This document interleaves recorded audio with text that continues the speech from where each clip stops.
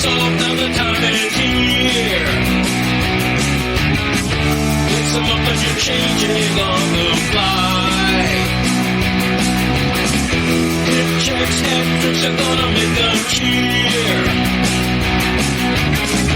Got the box turned to chirping riding high. Now it's time for action, tonight's gonna burn this bar right up. The slap shot will light the lamp so nice. Let's go for a breakaway on the chase to raise the cup. We'll be standing on our heads till we need them at center ice. Hockey is back, Jack. Hockey is back, Jack. Hockey is back, Jack. Maybe and we'll meet you at center ice. Greg Cody is wearing his finest terry cloth shirt to celebrate a fun regular season Monday night in South Florida sports.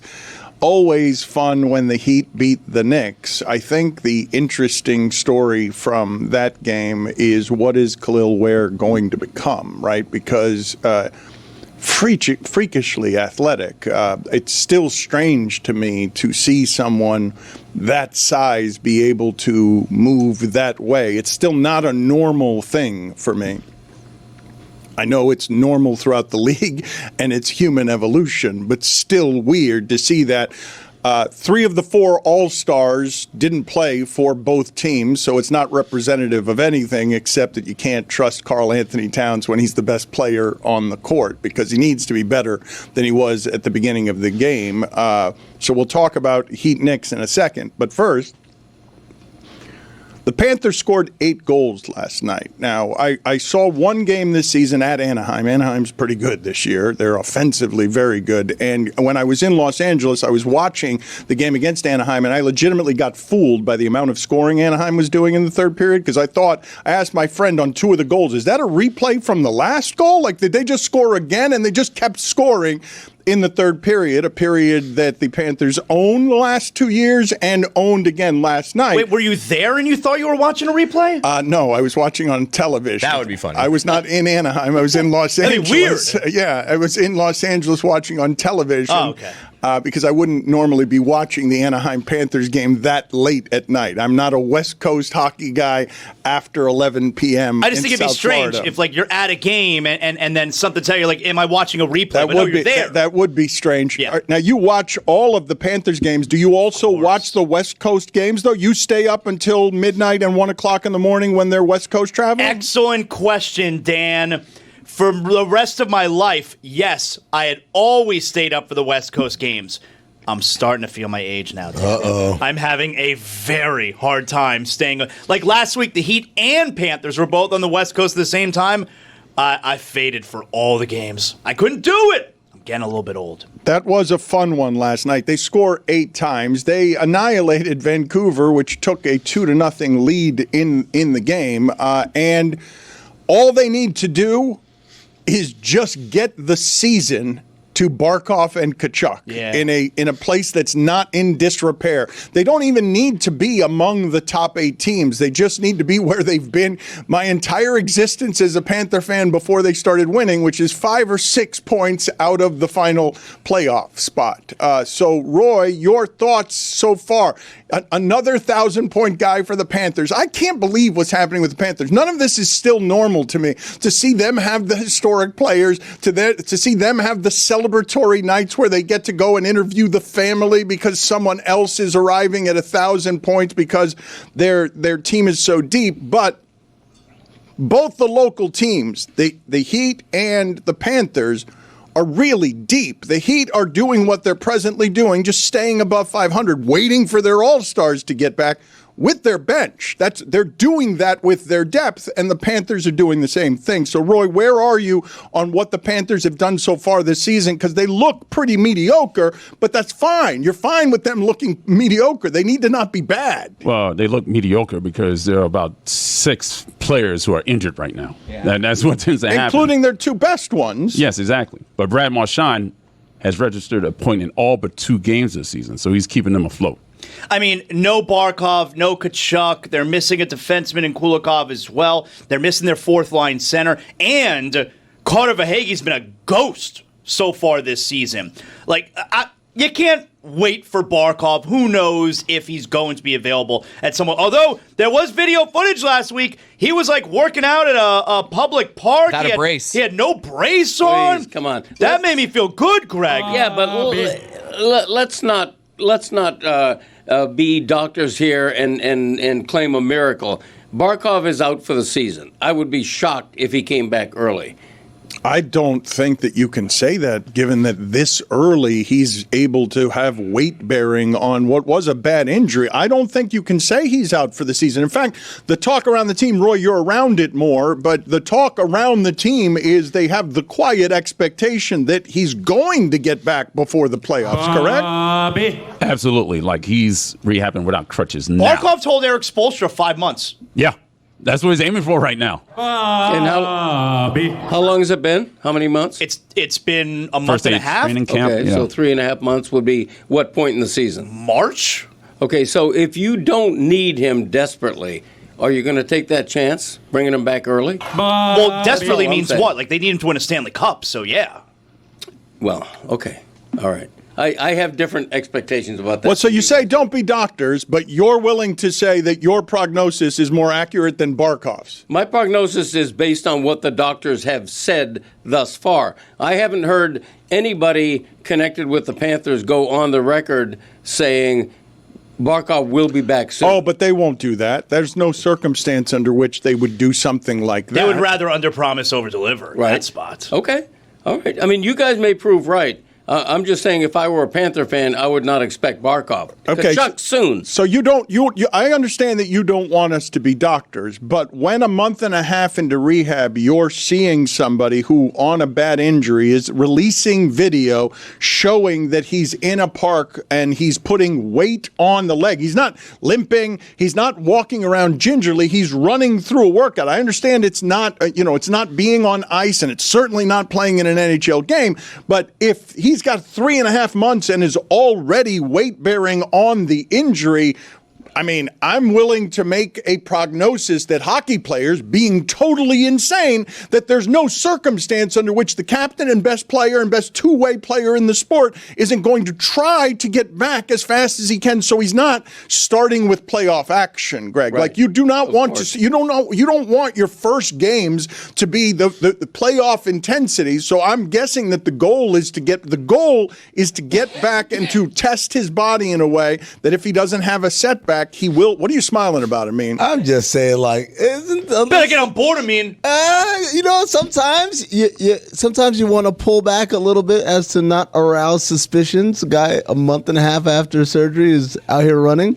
Doesn't sound odd to you guys? You're like, oh, this is great. This is amazing. He's a hockey player and stuff. I'm like, really? Yeah, it's a miracle. A miracle, all right. A miracle of modern science. Yeah. Wink, wink, if you catch my drift. I do catch I your don't know drift. why your drift is catch it. is here, or I don't think it's worthy of being caught. No, the drift is needed. Greg caught I it. don't catch your drift at all. Yeah. It's a valuable drift. What are you accusing Barkov of? I'm not accusing Hold on anything. Hold on a second. Don't tell me you're not accusing him of anything. Hold on. Time to throw away all journalistic credibility and get reckless. Here is something we like to call reckless speculation. You're good. All I'm saying is, you guys seem to be excitedly marveling at this miraculous, way ahead of schedule recovery, and not like asking any other follow-up questions or, what's different about your recovery regimen that's made you so incredibly Like what? adept at Steroids? recovery? Who cares? Greg, why are didn't you say that pointing? Why are you pointing at Amin as if you're a journalist and you're pointing at Amin in agreement as if you want to give him a hello? Amin makes a valuable point. Thank you. Which is What's the valuable point? the valuable point is if a month and a half ago they're saying Barkov, they're not saying might be out for the season. They are saying Barkov is out for the No, season. they never said that. I believe they did. They never said definitely out for the season. Yeah, they never said that. This is a good way to argue. They didn't say that. I believe they did. That's like arguing with my father, where I'll go to the internet and I'll show him something and he'll just look at it and go, I don't know about that. Yeah, could And be AI. I can't win the argument that way. The internet lies. You're saying you believe something that no one else here believes or has heard. People who are watching and following the team every day, including West Coast games, even though they're getting old. Yeah, I get tired. Listen, man. can I say one thing? I don't want to be the naysayer here. I hope he comes back soon. Barkov's my favorite player. March, you think? Yeah. Okay. Are you allowed to have a favorite player? I can have a player I enjoy watching. He never gets enough credit. He's the most underrated superstar in the league. I feel like He's the a last two-way couple player. years. I think he gets the credit now. Finally gets yeah, enough I think credit. finally he does. But if I could add here, Greg, you may think that they announced that he's going to be out for the year. I don't believe that's true.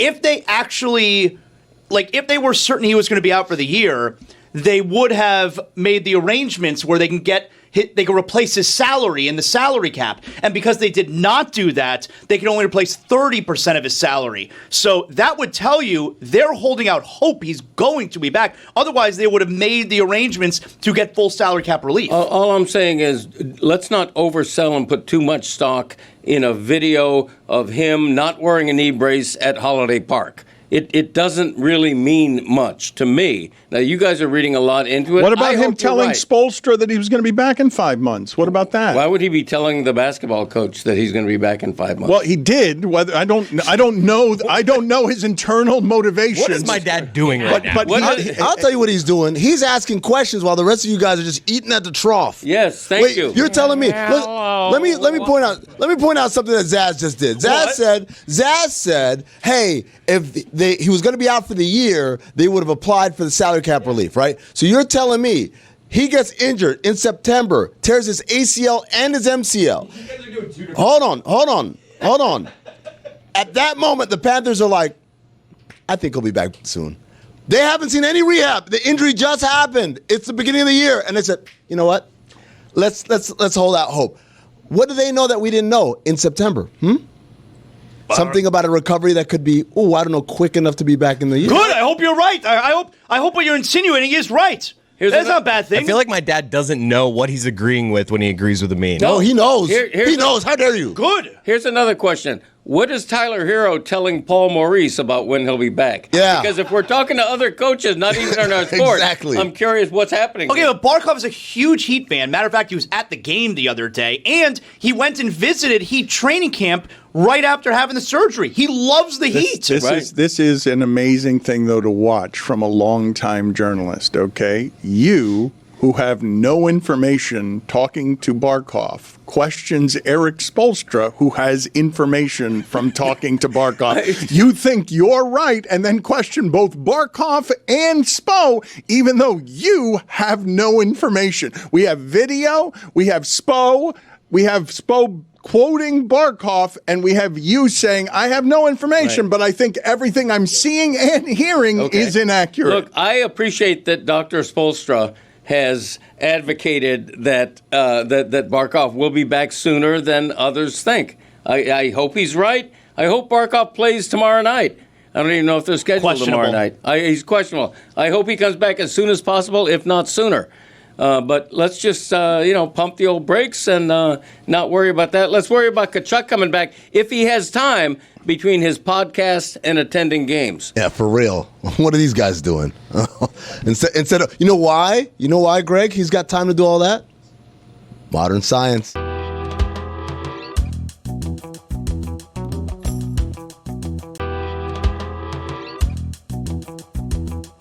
Hello. It's Tuesday. Do you have a back in my day? No, I don't. I got this is one. my Ed McMahon imitation, by the way. That makes you Johnny, Dan. Did you retire back in my day and not tell anybody? Because it's been an extraordinarily long time. It's been a minute, since as the you did kids one. say. It's been a lot of minutes. It's been many, many minutes. Yeah, I got one in the queue. I just haven't gotten around to writing it yet. Dan, here's an express back in my day. Back in my day, we didn't get medical advice from NBA coaches. There you go. I like that one. Welcome. I tell you, Amina's on fire right now. Thank you. And fuego. Let's go. So Udonis Haslem told Khalil Ware to rebound better, and since then Khalil Ware has rebounded better. Udonis Haslem is also going back and forth with Ben Stiller, trying to keep the embers alive from a long ago rivalry where after the Knicks beat the Heat the other night in New York, Ben Stiller said it will happen again. Udonis told Khalil that immediately after the game, I texted Khalil Ware and said, get in the film, Mitchell Robinson, watch every offensive rebound he got on you, and fix it. And Ben Stiller chimed in, oh, it'll happen again. What happened last night? Balls on that Ben Stiller.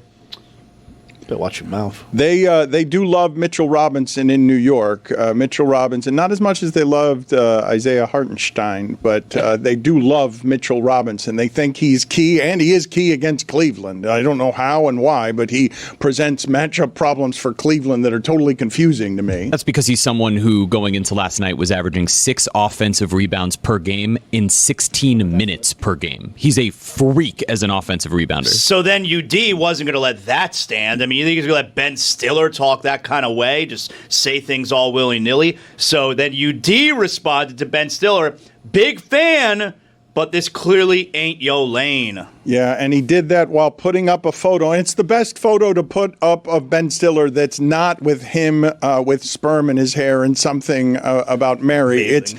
It's him. What a movie. It's him and the side of Cameron Diaz with the stuff in her hair in that movie.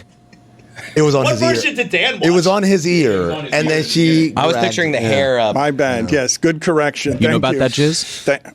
Jesus. Oh, you got it. Hold on a second. Oh, I'm you gotta sorry. go. I'm You gotta sorry. go. Yeah, I'm sorry. Hold on. We got a major penalty on Jeremy. 5 minutes for being Jeremy. Yeah. He's got a special one of his own, huh? It was a bad mistake by me. My bad. It is Cameron Diaz. Dan, you know what my favorite thing is? UD had this very stern conversation with Khalil Ware. So you don't let him do that to you again. And so Mitchell Robinson only grabbed 5 offensive rebounds in 18 minutes last night. That'll show them. But how many on Ware? Keller owned him. Keller was the best player on the floor last night. He was awesome. I'm just saying Mitchell Robinson still grabbed the shit ton of offensive rebounds. How many takes do you think Ben Stiller did with the famous head on chest, it's a great sweaty question. chest? Like, there's no way that could be doctored. You had to actually do that, right? You guys are giving credit to Ben Stiller. How about my guy? Pour out a little liquor, man, for one of the greatest Hoffman. actors of all time, Patrick Seymour Hoffman. Like, legitimately.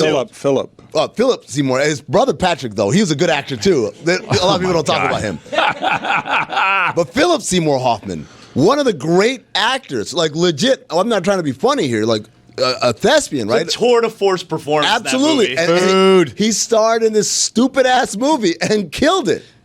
It was a great movie, but if you were taking... So that's Along Came Polly. I mean, Ben Stiller's resume on funny movies, he directed Tropic Thunder. I think that was the first time he ever directed. But that resume on funny movies... Pump your brakes. Cable guy want to have something to say. Is an all-timer. I mean, but if you had the scene that you were putting up to make fun of Ben Stiller, okay, the one that Udonis chose would be my third choice, Really? I think. Yes, I think that would be my third choice. Now, that's basketball related, but I think I'd go with 2 others. I would go Hanging from the Air, and I would go Getting Your Junk Caught in the Zipper as well. Oh, and he had the brains coming out of the zipper. Ball sack, yeah. Irrelevant, though. This is basketball relevant. That's why he went with it. Come on, Dan. You got to get your internet troll game on. I'm just talking about favorite scenes from Ben Stiller if I'm trying to simply mock Ben Stiller. If I'm going, because Ben Stiller, in terms of famous Knicks fans, the loudest among them is Spike Lee, but I think of Ben Stiller as second. I think second place in terms of famous Knicks fans is Ben Stiller. Do you have a nominee better than Ben Stiller? I would say Ben Stiller is internet loud, specifically on Twitter. He tweets a lot. Well, and especially over the last couple of years. Yeah. He's a little bit of a front runner, Ben Front Stiller. runner, I didn't hear yes. from him 10 years ago. Like I would have Tracy Morgan behind Spike Lee. There's no love for Chalamet. Chalamet was out there. Nah, he's a little bit of a Also Johnny Johnny, come lately yep. too. He's like 12 years old. Tracy Morgan cares so much about the Knicks that he was willing to be sick and puke on the court during a game last year. I mean, Sick. Willing to? He was willing to do that. Yeah, but he's like, I don't feel good, but I don't want to miss a game. I think he was already at the game, and then he started to not feel good, perhaps for some of the libations that are happening behind the He scenes. tried to gut it out, though. Wait a minute. Could be You fake can't vomit. hold on a minute. What do you mean libations behind the scenes? We don't know that it's libations. Like, Time to throw away all journalistic credibility and get reckless. Here is something we like to call reckless speculation. You're good. He was drunk. Fair.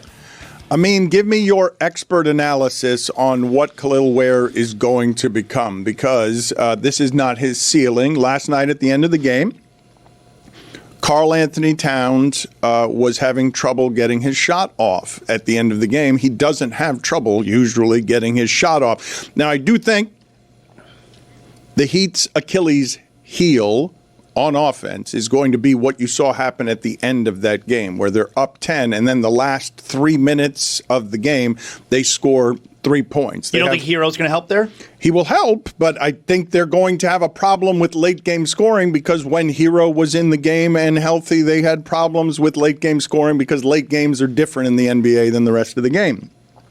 Last night, 3.5 minutes left in the game. They were up by 10 or 12. They scored 3 points the rest of the way. But Khalil Ware made it problematic for Karl Anthony Towns, a really uncommon 7-footer, right? Wins the three-point contest. He gets his shot off, and he just missed the shot at the end a little further from the basket than he wants to be. But Ware also blocked his shot when he was closer. So I ask for your expertise here. What is the growth of this is going to be? Because the Heat have been pushing him pretty hard, privately and publicly, on grow the hell up. Like, we don't have time for childishness or immaturity or work ethic. That's amazing, though. He's only in his sloppy. second year. Well, he's very young. He is a player that is not yet at the top of what his growth will be. So I ask you, what's he going to be? Well, Zaz, as Zaz asked that question, my thought is I think there's a little bit of the ghost of Hassan past that makes the Miami Heat say, we're not doing this again.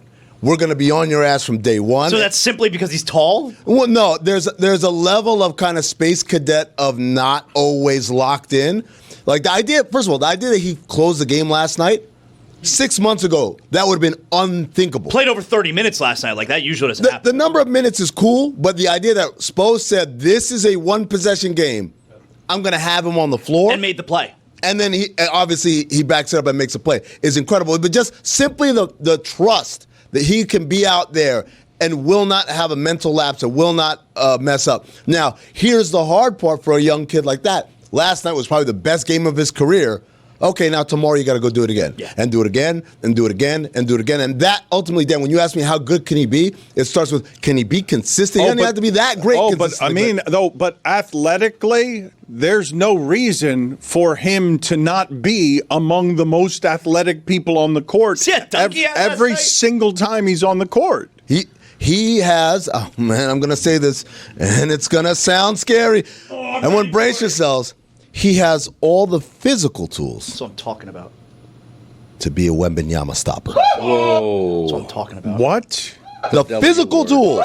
What? The physical tools. Okay.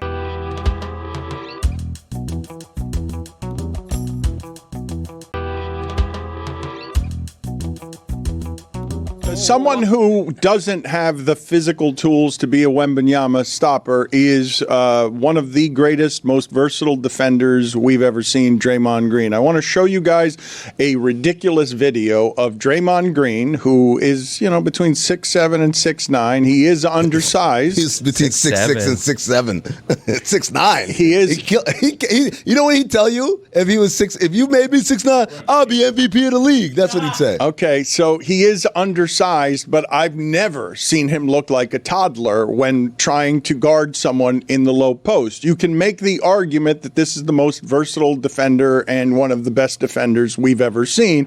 I want you to look at this video of him trying to keep Wembanyama out, and I'm not kidding you when I say in this, he looks like a toddler. Yeah. Draymond Green, one of the great defenders in NBA history, looks like a toddler against Wembanyama, and then Wembanyama just dunks on him because Draymond Green stares him down. Draymond Green, he's not staring him down. He's staring at a spot under Wembanyama's nipples because there is no such thing as physical tools that can stop Wembanyama.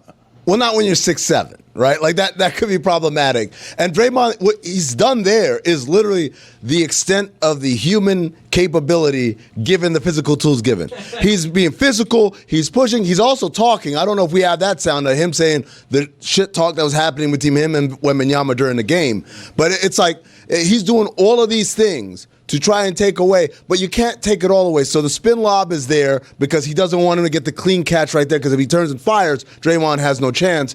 This is the part, if I could take Draymond's brain and put it into Kelly Ware's body, now we're talking. Let's look at this again so you guys can see. It's a low off. First, Draymond goes in, gets underneath them, and is like, I got position on him. Yeah. That does not last very long. They tried to guard the Karl Anthony Towns this way last night, because you take smaller guys and you just throw him at the waist of the taller guy. But the size difference... They're the same height when he's got his hands on his knees. This is like Wembanyama. It looks like him playing against sixth graders, because Wembanyama is he's a foot taller than one of the great defenders ever. But when you say he's got to put it together night after night, you are right, of course. I mean, but there's nothing keeping him from putting it together night after night except him. Like, what? When you talk about physical tools, I'm asking you, what's the ceiling on this person? Give me a comp for what the ceiling is on a person this young who is going to continue to grow, because this is not his prime. It is not. He is going to get better as a basketball player, and he's already somebody. I don't want him taking too many corner threes, but he can take corner threes. What's the ceiling? Wemby. Okay, no, we're not going to do that. Oh, come on. Hold on. Come on, Slow man. down. Come on. What kind of discussion is that? I say come on, you say come on. You say something ridiculous, I say come on, and then you say come on. Come on. Doing a thing. Don't come on me. Come on. The ceiling, Dan, I don't know, because I'm trying to figure out who is a comp. And I think Rudy Gobert, but like, he can shoot way better than Rudy Gobert ever could in his career. So that shooting and changes. runs the floor better. Rudy's a pretty good athlete too. I'm not questioning Rudy Gobert's athleticism. The way Ware runs the floor on the fast break is, to me, still an unusual thing at his size, where he is running the floor with the same speed everyone else is running the floor. Yeah. The way Ware dribbled up the floor in the front court and then dunked it past two guys like Rudy Gobert can't even dream of. So then I think about JaVale McGee. Is he like a better JaVale McGee? Because JaVale McGee was very skilled, but again, was plagued by a lot of the things that we talked about as far as, can you be locked in every single night? Why can't he just be this guy that we saw last night? That guy's really good. Why can't he be that? Because it takes a level of mental preparation and concentration to stay locked in. It's also, you know how this game goes, things are changing all the time. You can't be like, okay, I got it now, because you know what those guys are doing. They're watching film too, and they're going to start adapting. So it involves like a diligent, again, intellectual approach. It's not just, let me get in the weight room and I'm good. It's like, yo, you've got to learn this game. And does he have the appetite to continue to learn it? But I think that was where last night. I think that was Ware's fourth straight double-double. Isn't that a sign of consistency? A hint of it? At least an encouraging sign. Yes, Greg, but then I invoke the name of the spirit Hassan Whiteside. Yeah, but that's not right, because Whiteside was like 27 or 29 when the Heat got him. This is rookie development at 20 years old. And when you say JaVale McGee, now I know JaVale McGee is a majestic athletic talent, but when I think of JaVale McGee, I just think of an assortment of ridiculous plays that are going to be put on the screen now, because I asked Video to get me a montage of just JaVale McGee being ridiculous, because he is still mad at Shaquille O'Neal for the way that Shaquille O'Neal would make fun of him, because he was more athletic than anyone else on the court, but he would just do an assortment of nonsense that was irresponsible. I associate JaVale McGee largely with wasted talent. That's my favorite one out of the entire montage of all the things we'll ever show. My favorite one is him messing up, running back off court even though they have the ball, and the way John Wall turns back and looks at him and has this kind of, oh, Jesus Christ, this look about him. Now, Dan, JaVale McGee is first of all, he's a 2-time champ. His highlights are amazing. 3-time champ. 3 times? Twice with the 17, Warriors? 18, and 20. Twice with the Warriors and once with the Lakers. So a 3-time NBA champ. So put some respect on his name. But also, Dan, that's an example of like when it's not harnessed, right? You're right. Hassan Whiteside was further along as a reclamation project, but I think he was productive in a way where the Heat were like, well, we're getting what we need out of him. And then ultimately down the line, they realized they created a monster by not being stricter. I more, went to you for genuine expertise and enthusiasm. I'm not saying you didn't give us expertise, but you did not give us enthusiasm. When you compare his ceiling to JaVale McGee, you have insulted ceilings. Again. The ceiling's like, come on. I think if I ask Hillel Ware, would you like to be a 3-time champion and be a pivotal part of that? That's a pretty good ceiling. Right? A pivotal part of that was 12 minutes a game. Come on. He was not a pivotal part of the championship. Lob threat, man. You needed a lob threat in that Warriors offense. I'm not disputing that he gave them contributions, that he was a contributor to those championships. I am disputing that he was a pivotal thing that would have resulted in championships not being won if he hadn't been the one at the rim. I gave you Rudy Gobert with a jump shot. You didn't like that one either. Oh, you do it. What's Ware's ceiling? Well, the reason that I'm hesitant to do it is because I don't believe that what it is that I have watched over the history of time in basketball allows me to accurately assess people this size when Karl Anthony Towns is a human being that I've never seen play basketball before. Someone who shoots that well at that size, but isn't in the post what I would like him to be. So the reason I'm going to Amin is because his library of remembering how it is that people develop from when they're 20 is better than my library on how they develop. And so Rudy Gobert as a comp doesn't work for me just because he's a better offensive player than Rudy Gobert, and I doubt very much that he'll ever be the defensive player that Rudy Gobert is, and I don't mean that as a slight in any way on Ware either. I'm looking for somebody because Ware frustrates me with his lack of touch around the basket. He frustrates me with his with his low post game, but I don't think it's going to stay that way. Like I believe that with a great many reps, he's not going to be that kind of awkward, and I don't know how to do the assessment because of how young he is. What happens when he's in this particular cauldron? Like I've seen this team do something with Ike Austin, like in terms of being able. Ike Austin driving around right now, like, hey, they talking about me on Le Batard Show. Wait a second, damn man, I thought we were cool, Dan. I don't mean that as an insult to Ike Austin. Like, Ike Austin wasn't very much when... Even Ike Austin's like, yeah, they did a lot with me. When he got here, he wasn't any kind of special. He was overweight. He was out of the league. He was an underachieving, overweight big man, and he came here and he became a rotation NBA player. It's a story that I tell every time when we talk about the Heat. It's like they have decades of proof that we get guys, we get diamonds in the rough, we polish them up. Why would you ever pay retail for your diamonds then? You do this all the time for Sean Leonard, the Ike Austin, Eric Murdoch, like all these names, John Crotty, like these guys were just around. Yes, Mashburn. Jamal Mashburn, Clarence Weatherspoon.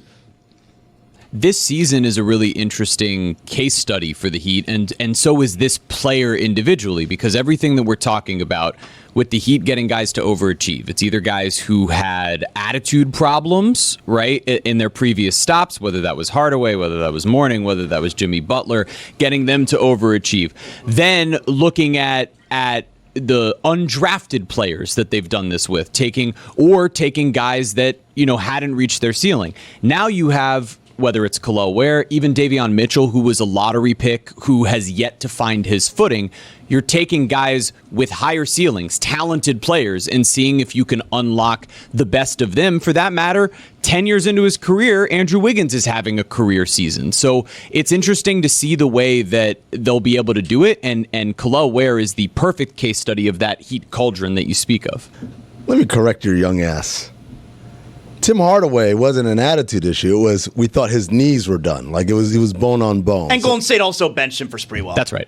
But because his knees were bone on bone. Like it was a physical thing. People thought his career was over. And then Alonzo Mourning, Let me tell you something. You think that was an attitude problem? That was an attitude problem that 29 teams would have won, or I guess it was 27 back then, but 27 teams were lining up for. Alonzo Mourning was not at all looked at as a toxic thing. Okay. That was very passive. I said What was okay. that? You're just- no. Okay, That correct me. okay That. was loaded. Okay. David That Sampson okay right was there. loaded I'm in not some comfortable. stuff. I'm with Zaz. It felt like That it had was- an undertone of racism. One of the in it. most- Yes. Wow. Yes. It's a hostile workplace. I didn't see it at first, but I'm starting to see it now. I didn't like that. Where's HR? He spent Sunday cheering for Harrison Butker, and I'm not happy with what's happening with Rambler Jeremy from Georgia Seltzer Tech started gambling. Oops, hold on, I was on the wrong side of that. What a loaded okay. There was a lot of poison in that okay, Jeremy. There was a lot of bass in that okay. Tim Hardaway came here as he was viewed as a problem child. It wasn't just knees. It wasn't just knees. Man, he wasn't Okay. a problem child, Long-term man. Heat expert Dan Le Batard telling you the truth. He was available cheap. It was also knees, but it wasn't just knees. It was available cheap because people thought his career was over. Also, you want to trust a guy who thought Ben Stiller had the jism in his hair? I mean, cheap. They gave up Kevin Willis and Bimbo Coles. Hey, man, Kevin Willis. Got to give one of- something to get something. Hold on, man. Kevin Willis, one of the longest NBA careers in NBA history. He had T-Rex arms. He did, but he was in great shape. Those arms were buff, dude. Refused to pass. He wore Too nothing but Eddie Murphy suits too. Like all of his suits were leather. Well, he has like a clothing line. But he looked does. so good in those suits because he was so buff. But you're right, he had T-Rex arms. They were short arms. He was a 7-footer, right? Or was. but he did not play like a 7-footer. He was athletic. He had some moves. He was a good player, but lacking the last.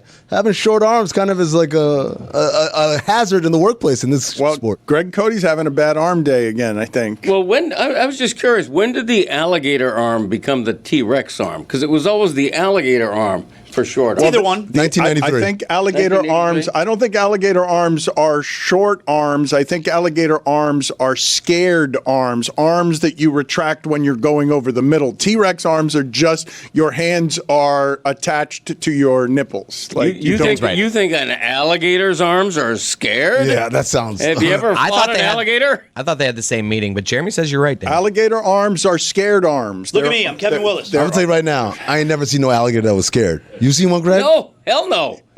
Oh man, They are also warrior. short arms, but they're arms that get short when you're scared going over. I mean, Ricky Waters has the famous quote when he played for the champion 49ers. He's going over the middle and he alligator armed something and he looked around and he's like, for who? For what?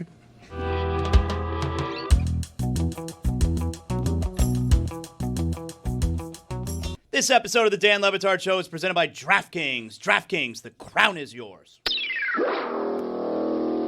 This just in, Hurricanes football coach Mario Cristobal is now reporting that Alexander Barkov may be back as early as late February.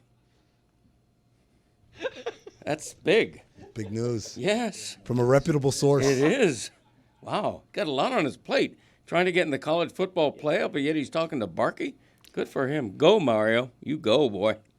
Diana Rossini is going to join us here in a moment. Just a couple of cleanups here from what we were talking about involving the Panthers and the Heat. So 16 players, a record for the Panthers, had at least 1 point in the win last night.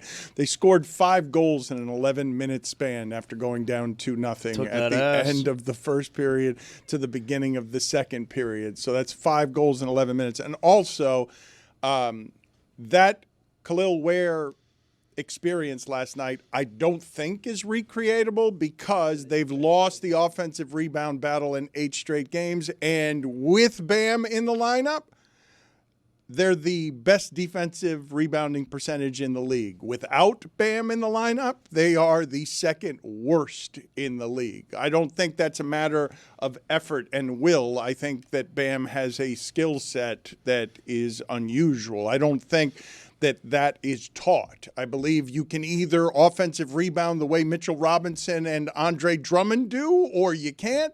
And I do believe there is a lot of effort involved with that, but I don't think that Ware's problem there is an effort problem, and I'm not sure how much of that is learned. So typically we think of offensive rebounding as one sort of skill, which is a hunter's skill. You go out there, you run, you're getting through those lanes.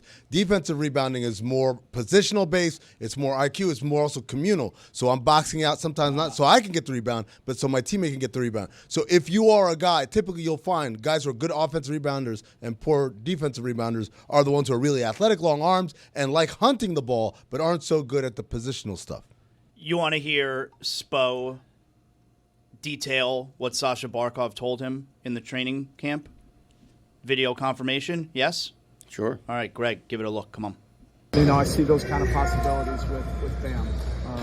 But everybody else, it's inspiring to see that. And it is heartbreaking, to see him in crutches. But then you talk to him and you say, oh, no worries. I'll be back in 5 or 6 months. And, I love that spirit. I'm sure their medical staff will be 7 to 9. Yeah. Okay. Yeah. I love that guy. I love everything he's about. What have you seen?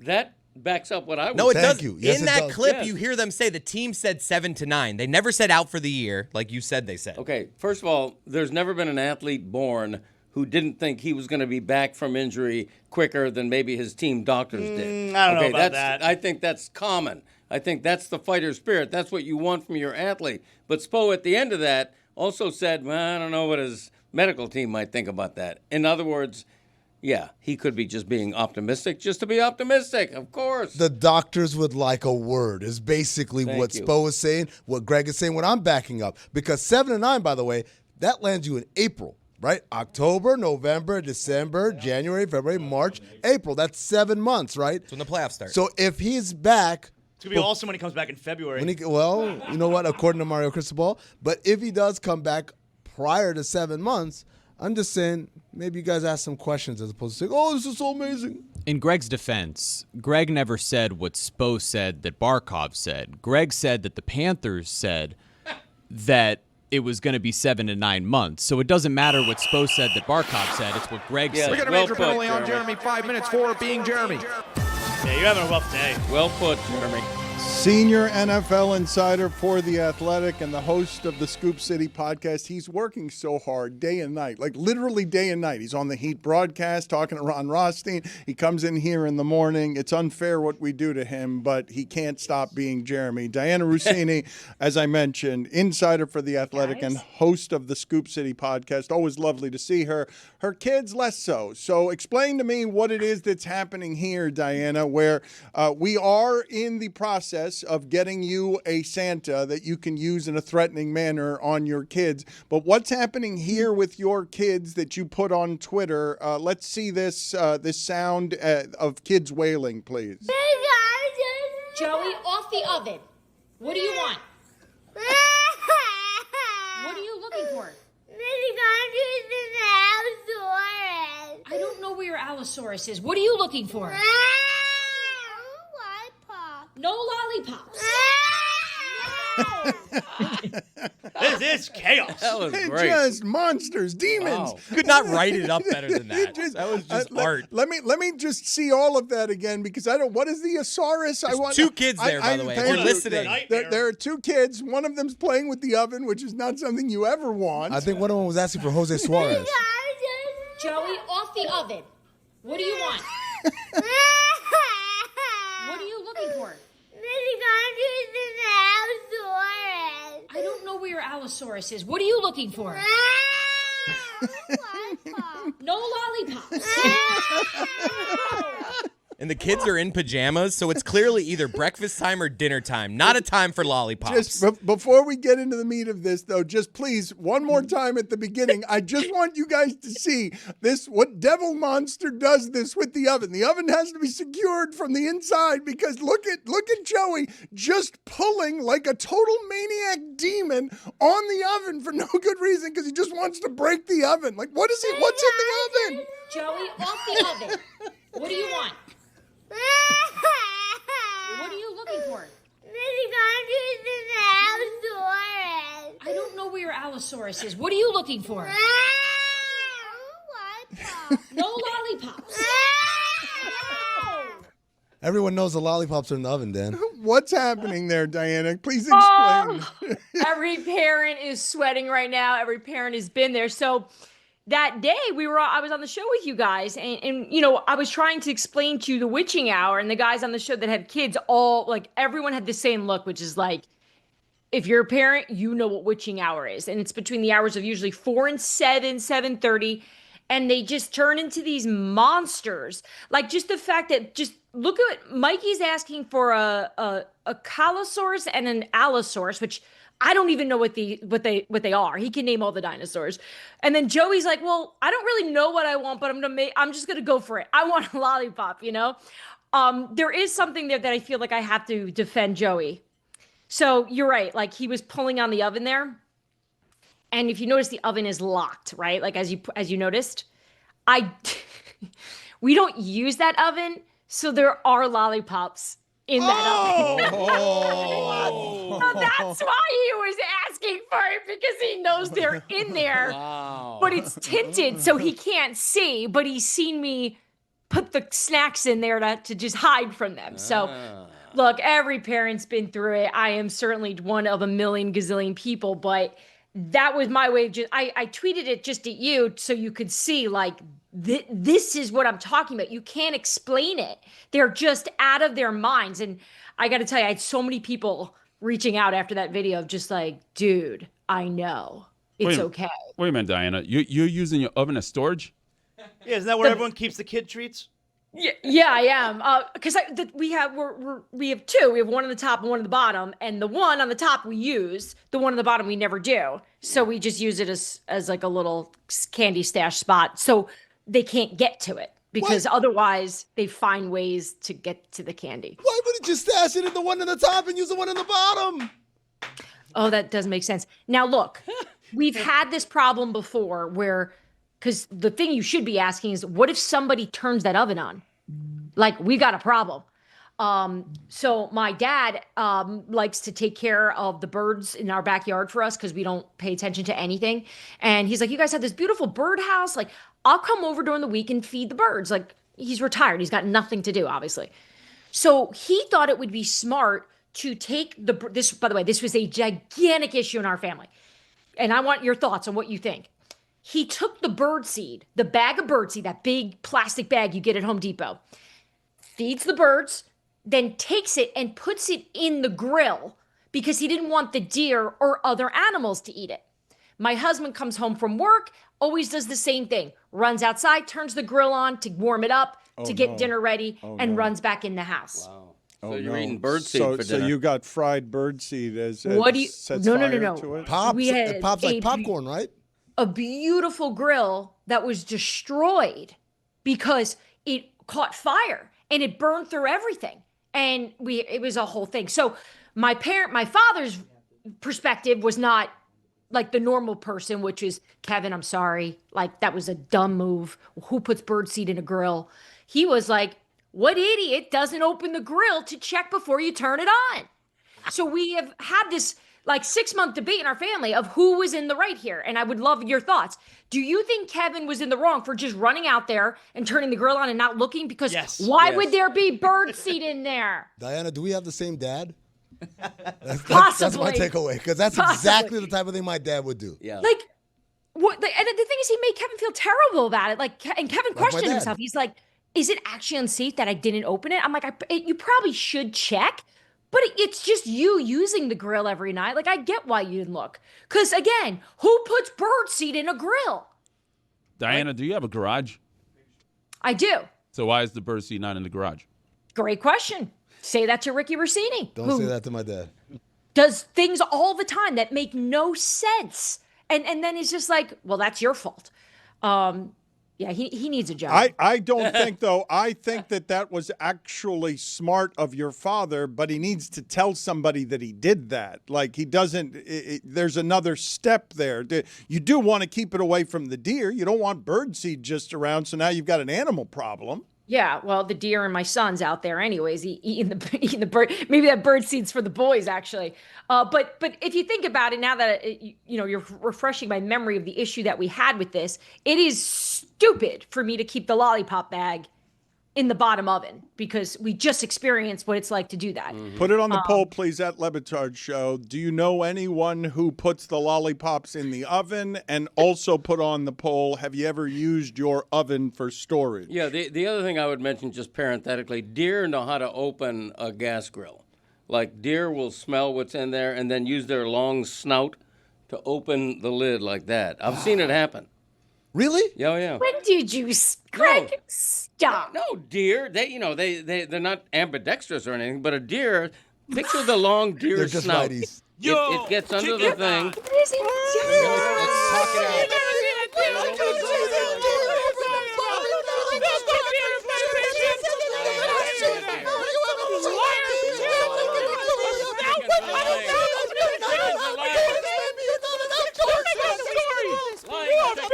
This is a bib. The hood of a grill is kind of heavy. Let's hear him out. Oh, dear. Thank you. Thank you. That was excellent. Oh, that was perfect. The timing. Give me a bigger story this weekend, Diana, than the Chiefs losing. The Philadelphia Eagles beating the Detroit Lions, despite the fact that they seem to just produce during dysfunction.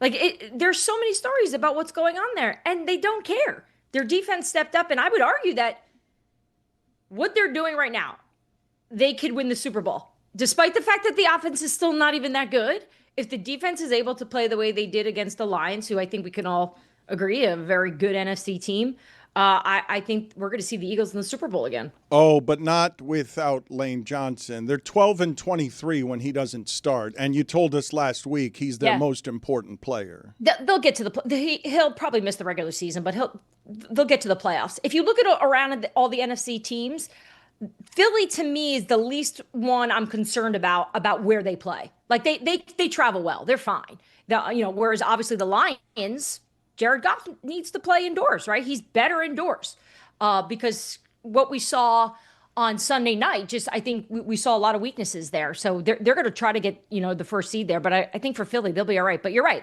They need Lane Johnson. They need a healthy offensive line. They need a better run game. That entire offense needs to improve. And I reported recently that there's definitely players on the offensive side of the ball that are really frustrated with the way this offense looks. And this is not just A.J. Brown, right? A.J. Brown's been the most vocal. But I think this entire team wants to see this offense be a little bit more dynamic than it's been. Can you explain to us the Bills of the last month? Like how and why does all of that happen? And if the Bills don't win that conference this year, when are they going to win that conference? Yeah, I don't know, but if they're able to do what they just did, they're going to be okay, which obviously, what do we always say about Buffalo? It's on the shoulders of Josh Allen. And I think we've all kind of been annoyed by it, or at least run out of patience with it, because it can't always be on his shoulders. Because look, they're not in the Super Bowl. But we're back to the same point we're at every year with the Bills, which is Josh Allen is doing incredible things. He's making it work. The defense is playing fine. And he still doesn't have a lot of help. I mean, the fact that they were able to beat the Bucs, to me, tells me that they're way more dangerous than I think that we were expecting them to be this season, because I thought this was going to be a down year for the Bills. But how do you explain the specifics of what I just asked you, which is they beat the Chiefs. Yeah. Then they lose to the Dolphins, can't get much of anything going offensively, and then they go back home and they beat Tampa, and they beat Tampa in a way that the quarterback has a performance that you've never seen before from a quarterback. And is that just home and road? Like, what is that? I think it's just home and road. We know that they're great at home. Like that's for sure. I can tell you from talking to people in that building that morning, they were nervous about that game, Buffalo. Right? Because I think they think of themselves the way you just described, which is pretty up and down, right? They haven't been able to just grab hold of this thing and stand out consistently this season. But I think I kind of think that this has been the theme of this year, right? Where usually this time this year, what are we saying to each other? All right, Patrick's going to probably be in the Super Bowl again. Jalen probably, we'll throw one or two that could possibly be in there. And Josh Allen's usually in there too with the Bills. This year, we could argue any 12 teams, 10 teams could be in there, right? The Colts are making a case. The Rams are making a case. The Seahawks still are going to be very good despite the fact that they lost to the Rams. There's still a lot of unknown of who's truly incredible. The New England Patriots, could they be the ones playing in the Super Bowl? Like right now, I think the New England Patriots are a better team than the Buffalo Bills. We'll see if that changes because they've got some losses on defense right now in New England. But I just don't think it's as clear as it usually is this time of year. Diana, did Belichick have any shot at that Giants job? No. It's so interesting because I was talking to people in New York on Friday, and I was going to report on Saturday that, the Giants have so much respect for the Giants have so much respect for Bill Belichick, but they really have never considered him in the past, and they're not going to consider him in the future. That is just not something that they want to do moving forward. And then Bill out of nowhere puts out that statement like, yeah, I have no interest in the Giants. I don't know who was saying it at that point. I don't know if that was Jordan reading social or what, but the Giants have no interest in Bill Belichick. And I don't know of an NFL team that has Bill Belichick on their list as a potential candidate for an NFL job. When you look at the surprise teams in the league, like the Panthers and the Jaguars, what's the borderline playoff team that you're sold on, that you think might actually be in the playoffs and win a playoff game? Yeah, that can actually not turn into a pumpkin? Yes. I'm going to eat this one. It's the Texans. Really? Right? Wow. I think they're finding themselves at the right time. It seemed like there was way too much change initially, right? You had a new play caller, you had new players on the offensive line, all the excuses in the world. And I hate to say it, but they needed a little time to figure out what they want to be. And they're figuring that out. Now, that being said, it is interesting right now that this is Davis Mills, right? The backup quarterback who's helping this offense look better, who's helping them look good. So I am look, they're going to see when CJ Their Stroud defense is great. Their defense is great. Isn't that the theme of this season right now, right? Look at Denver. Denver's not winning that game if their defense isn't what it is against the Kansas City Chiefs. The Philadelphia Eagles aren't beating the Lions without their defense. So if you can rely on that, the Steelers have been victims to that. If your defense can help and carry you can win some of these games. This is what Minnesota was hoping for as well. Right? Like they thought, all right, we got this young quarterback who needs a little time, but we'll keep it simple. We've got a great defense. We'll get by. 5 games in, and it's not 5 games in with JJ, and it's not good. Diana? Yes. On August 27th, I outlined the Shador plan. I said, look, here's what's going to happen. Flacco's going to start. He's going to be terrible. He's going to get out of there. Then they're going to give it to Dylan Gabriel. He's going to stink. And then Shador's going to get it because people are going to be clamoring for him to save the day. Now, here's what happened. In the first half of that game, they were actually chanting, we want Shador because Dylan Gabriel was playing so poorly. But then he got concussed, and actually Shador gets in the game. I felt it was premature. Had Dylan Gabriel not got concussed, how much longer do you think it would have taken for the Browns to turn to Shador Sanders? Long. All season. I don't know if they were trying to get him in there. We've talked about this on the show a lot, about how they feel about his ability to play the position. They've been preaching patience. He needs more time. He needs to learn how to play quarterback in the NFL. He's not there yet. And you're certainly not getting the reps that you should be getting in order for that to happen, right? Because that's the only way you can get better. Now, I don't know if Shador is doing what I've seen a lot of backup quarterbacks do, which is so practice ends, you take the script and you run through it again with another backup quarterback or a somebody to help you out. But that's still not the same. And I think Kevin Stefanski proved his point, right? Did anyone watch that and go, they've been holding him back? No, you watched it and you went, okay. There's some talent there for sure, but he's going to need more coaching. He's going to need more reps in order for him to go out there and start, and that's okay. So I don't think the Browns' plan here is to stick with Shador Sanders for the rest of the year. Roy, get ready to speed her up. But one of the more impressive. I'm talking so fast today too. It's my not clutch because of gene is you. on fire. It's not because of you. I think you're doing well. It's not. Excellent. It's not a criticism Love that. of you. We're just going to speed you up at the end of the segment, like we do to get a maximized information during your limited time with us here. But one of the most impressive quarterbacking things I've seen, when we always give the quarterback credit for winning, is Tom Brady on the road going in the playoffs on the Tampa Bay Bucks through Drew Brees, Aaron Rodgers, and Patrick Mahomes. But I'm going to give you a partial list on what it is Jalen Hurts, or who it is Jalen Hurts has beaten the last 2 years. You ready for this? Because we always give the quarterbacks credit for winning, correct? It's Joe Burrow. It's Lamar Jackson. It's Dak Prescott. It's Baker Mayfield. It's Jared Goff. It's Jaden Daniels twice. It's Jordan Love 3 times. It's Matthew Stafford 3 times. It's Patrick Mahomes twice. That's crazy, Diana. Yeah, this is why you can't count them out. This is why the Jalen narrative is a little peculiar and also difficult to argue, because they're winning, they're beating good teams, but you have so many star players. You know what the Philadelphia Eagles are? They're the example of during free agency or even the draft when we always say they've got too many stars. How are they gonna share the ball? This is what happens, right? Not everybody's happy, but you are happy when you're, spraying champagne all over each other in the locker room in San Francisco. Diana, will the Dolphins have the same amount of wins as the Chiefs after this week? No. It's not even possible. Oh, they're on a bye after next week. Damn it. No, but if you guys remember last week, I said that the Dolphins have a chance to win the Super Bowl. What if I turn out to be right? What if they make a deep playoff? You're not gonna what happened? You're not right. You're not going to be right. Could be.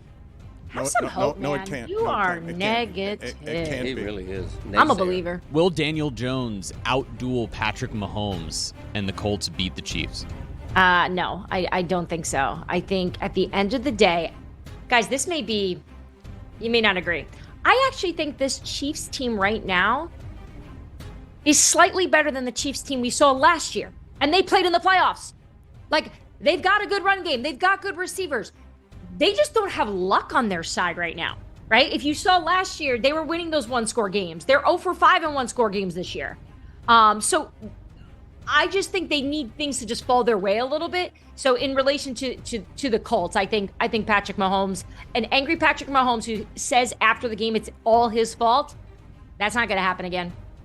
Is it time to call out Justin Herbert as looking like a career underachiever? Whoa. No. What's he won? What's he won? His offensive line is essentially Joey and Mikey right now. He doesn't. He's not being protected, And look what this team was when everyone was healthy. We were talking about Justin Herbert finally living up to the hype. So no, I don't think he's going to be a bust. I think if anything, they're going to continue to be really good as they keep growing and building that program. Diana, has Justin Fields worn out his NFL welcome? Yeah. And you say wore out your welcome. Really, I think what you're asking is Justin Fields ever going to be a starter in the league again? No. You very rarely get this many chances, right? This is his third stop. We saw him in Pittsburgh a little bit. Look, he's a good person. He's a great teammate from everything I know. Unfortunately, we saw what the New York Jets did, and then they decided Tyrod Taylor is going to take over moving forward. This is a team that's got a gazillion picks over the next 2 years. They're going to be in the quarterback market, and unfortunately, Woody Johnson just spent a lot of money on both Aaron Rodgers and another $40 million on Justin Fields, who probably won't be a New York Jet. How do you feel about the death of the U.S. penny? What happened to it? They're not making it anymore. They're just tired? Like Penny's dead. Like they're just like, we don't care about you anymore? Yep. Costs too much to produce. Pennies still in rotation will be fair trade. You can still use the pennies you have, but they're no longer making new pennies. Big story. Wow. So we're going to have to just recycle the same one. So now, actually, I'd argue the value of the penny is worth a lot more. Because now if I see one, I'm going to make sure that I keep them. Right. Okay. I don't really like that excuse. It's too expensive to make. There's a little irony in there, no? Yeah, supposedly it costs like 3.7 cents to make a penny. So find 4 pennies and you'll be good. All right, very good. Darnold, Diana, what did Sam Darnold's performance mean on Sunday? That I think we still are questioning whether or not he can handle the pressure. right? They won 14 games with him last year, and he turned into a pumpkin in the end there. I think this was a good test for him, and we were all hoping that maybe, just maybe, it's not necessarily about it's not the throws that Sam Darnold makes, it's the ones he doesn't in these situations. I think that makes you wonder. And I think that's what we saw against the Rams. And that defense figured him out. They knew how to put him in these positions. So I think he's just got to keep proving that he can get over that hump. Diana, how many years away are we from an NFL game in Jerusalem? 20. Wow. Diana, how much Very would you specific. guess the average human's skin weighs? 8 pounds. Double that, actually. Undershot. 20 pounds. She's the NFL insider for The Athletic. She's the host of the Scoop City podcast. Diana, thank you for being on with us. We appreciate it. As always, we will talk to you next week. So if I want to lose weight, just skin myself? Pretty much. That is correct. Don't do that. If you want to lose 18 to 20 pounds, that is correct. Yeah, who needs Ozempic? You can also just remove your small intestine. I have in front of me a list that annually Greg Cody gets very excited and honored that he gets sent to his house by old-fashioned mail so that he can mail in a ballot, old-fashioned style. It's not even something you do on the internet, right? I think the Hall of Fame, you probably can do it on the internet, but I'm guessing that you, as a 71-year-old man, still lick a stamp and send in your Baseball Hall of Fame ballot. Yeah, it's not from the Hall of Fame. It's from the Baseball Writers Association of America, which does the voting. And it is literally a self-addressed stamped envelope that you get in the mail. Oh, so you don't have to lick a stamp. It is licked for you by Jeff Idelson, the president of the Baseball Hall of Fame. He licks it and he sends it to you, so he's making it as easy as possible. Right. I'm not sure whose saliva is on the stamp, but I can say that you literally are not allowed to do this by email. You have to return that envelope in the mail by a certain date, and I look forward to it every year. I do great research, and I come up with a boffo When ballot. he says great research, he asks his sons, Michael and Chris, who he should vote for. This year's nominees, it is a weak list of candidates. I only see one. These are the newcomers, by the way. There are other people on the ballot. These are the newcomers. Right. These are the newcomers. Ryan Braun, Edwin Encarnacion.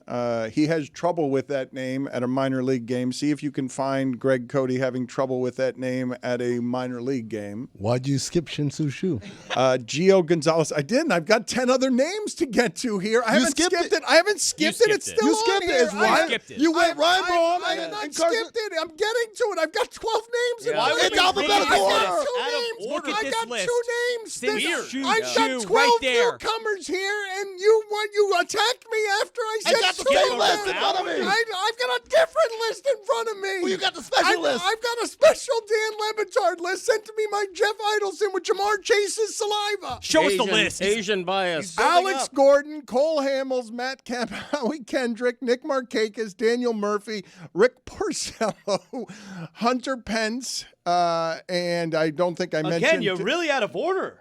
Gio Gonzalez. There was no order. It's just 12 newcomers. It's alphabetical order. You guys are doing it alphabetically. I'm not doing it alphabetically. There are two names on here I think should be in. I don't believe I saw two names on here got that one. I would There's put one that in. has a slim chance. Go on. Cole Hamels. That's the one I got. Yeah. Okay. I think I'm gonna say Matt Kemp, but I know he didn't have he should be a Hall of Famer. You look at him at his peak. Not enough longevity. That's just a guy that you looked at him at his peak, like this guy should be a Hall of Famer. I know he's not. I'm just saying that guy, what a career letdown that was at the end. Well, the other thing is, and I've tried to explain this in the past, with me, there's a difference between being a Hall of Famer and being a first ballot Hall of Famer. I don't want to do this again with you. I'm not I do. interested in I doing do. this This is a with fun him. game. No, it's a Yes. boring Hall of Famer game. or first ballot I'd like Hall of some Famer? new opinions, not some recycled, refreshed opinions They're here. vital every year. They renew themselves. Who did you vote for? I haven't voted yet. I haven't got my ballot. But you said you do meticulous research. Have you started doing it yet? No, I literally just got those names yesterday. Who's the person on here that's just excited to be on this list? There- Rick Porcello, right? I mean, that's a What pretty is good he one. doing I mean, on this Howie list? Kendrick. Come on, Nick Markakis, Daniel Murphy. Yeah, Howie Kendrick. Ridiculous. Ryan Braun's going into the UPS Hall of Fame. He framed the FedEx delivery guy, right? So UPS is like, Ryan Braun, he's good in my book. Was it the FedEx guy that he complained about? I thought he complained about the urine guy. The guy who came to his house and took the urine sample is the one that he contaminated. I thought it was the FedEx delivery guy who took the sample and was supposed to deliver it. And he said, he's the guy who probably messed it up. I'm on it. Okay, Jeremy, you will get us the factual. What a whopper. Remembrance. Yeah, that is one of the great whopper press conferences of all time. I mean, look, I was doing Mad Dog Radio at the time, and I was like, this guy, you know what? Everyone's upset. Let me applaud him, man. This is one hell of a ballsy liar, man. This guy went to great lengths and extremes to say, look, I didn't do it. ESPN, November 27th, 2013, from Milwaukee. Brewers outfielder Ryan Braun said Wednesday that he's, quote, made amends with the collector he accused of mishandling his urine sample, which produced a positive drug test as part of Major League Baseball's biogenesis doping scandal. So it is indeed the urine collector.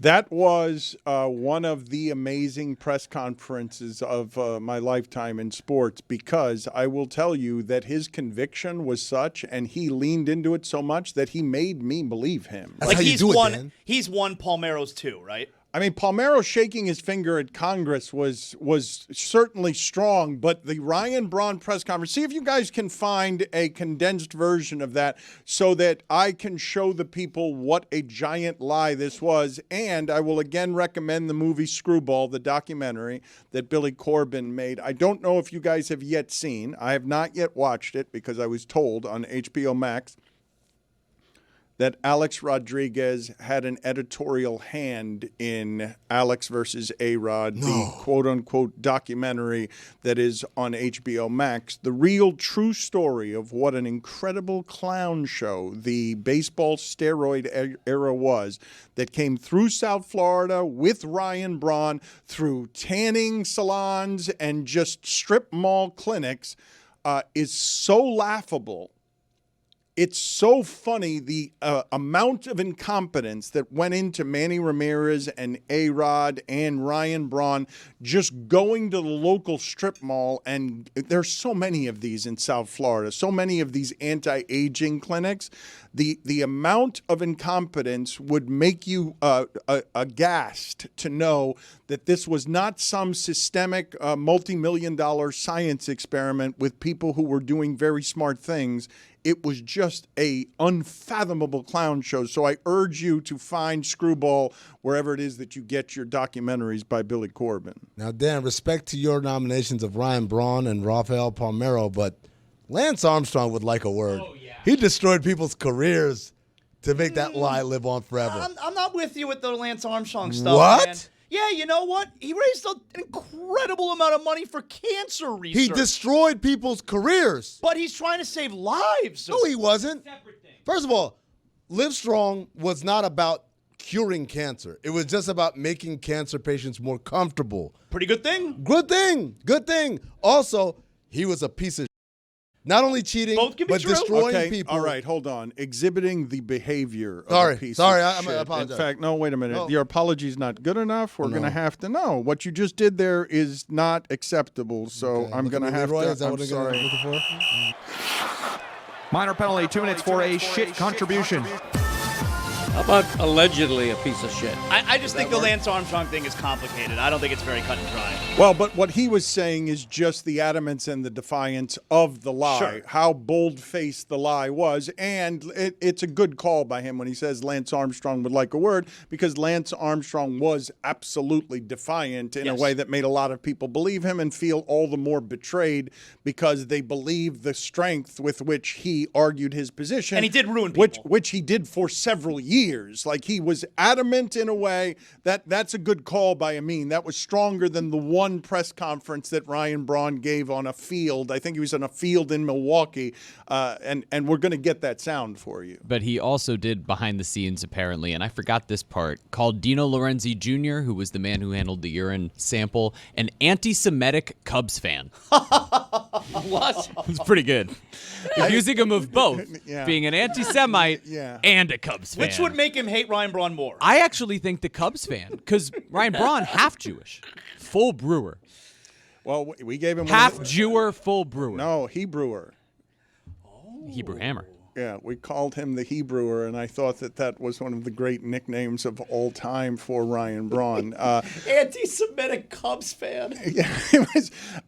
Lewis, poor Lewis, because our computers just went down there while Roy was trying to find the Encarnacion sound of Greg Cody at a minor league game. The computer went down, and so poor Lewis is going through what I believe was like a 14-minute Ryan Braun press conference and trying to edit it down into 2 quick minutes. But I could not look. After covering sports for as long as I have, I would say that generally I'm skeptical. I can be cynical. I'm not always naive, though I can be. Ryan Braun changed my opinion because my reaction to his press conference is nobody would lie that way. Nobody would lie that strongly if they had him, and they had him. This just in, Inter Miami soccer coach Javier Mascherano is now reporting that Alexander Barkov may be back with the Panthers by late February.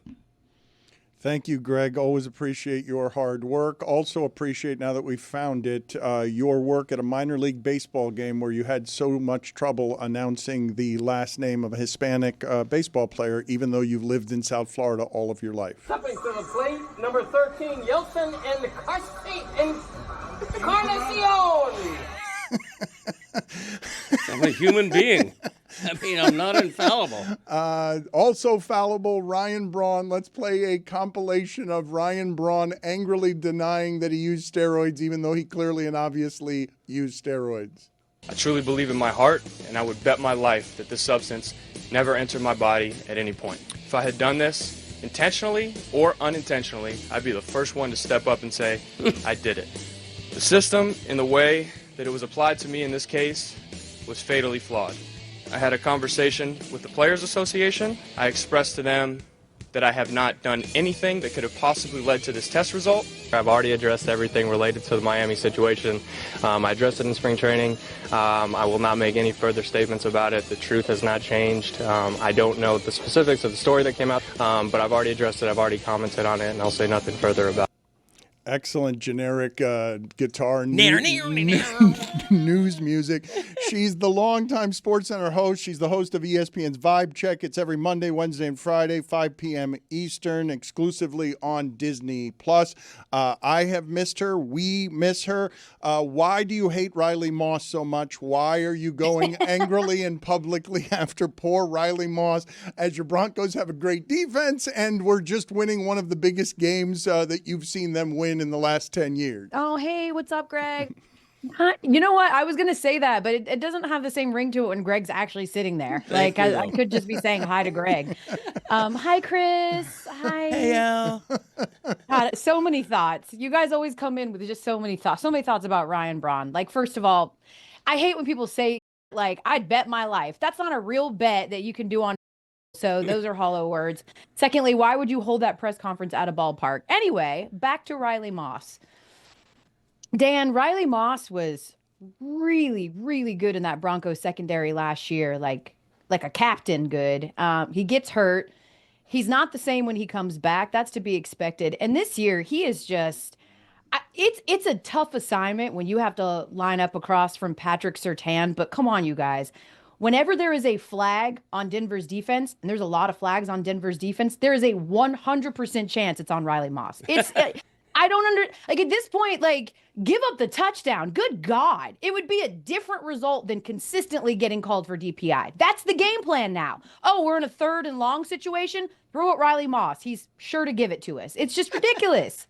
I'm used to seeing you this way about the Georgia Bulldogs. I'm not used to seeing you this way about the Denver Broncos. So the last time a Broncos game felt like this to you, was it the Super Bowl against Cam Newton? Ooh, no, I actually felt great about that one because we were beating their ass. To me, it's the fact, Dan, that, like, we win the Super Bowl the same year I start working at ESPN, and I'm thinking in my mind, like, this is perfect. I get to work at ESPN. My team is the champs. Like, I get to spread this Broncos propaganda to a national audience. And then they fell off and they haven't been relevant. And so they're finally relevant again. They yet again have a good defense. And to me, being able to beat the Chiefs is the way that you assure that things have changed, not only in the conference, but in the division specifically. And so there was a lot riding on that game. And so I was incredibly frustrated. I've tried to play it cool, but like, there's blood in the water. Like, we have the best record, tied for the best record in the league. Like, this is when it counts. And we were beating the Chiefs up and down the whole entire game. And Riley Moss tried to give it away. Are the Chiefs done? Is the dynasty over, Elle? I mean, here's the thing that I think, when we talk about Tom Brady, and I know it's annoying that we always bring up Tom Brady and we talk about Patrick Mahomes. The thing that is always so impressive about Tom Brady is not how many championships he won, but the consistency through 20 years. And so do I think this iteration of the dynasty for the Chiefs is probably over? Probably. Do I think that this is the last time that we're going to see Patrick Mahomes and the Chiefs go on a run where they win 2 or 3 championships in a row? No. It might take a bit of a pause. They're not very good. They've got a lot of issues. And whereas before they could rely on Mahomes' magic, they can't. But to put dirt on this man's grave, he's been in 6 straight Super Bowls. Like, y'all stop.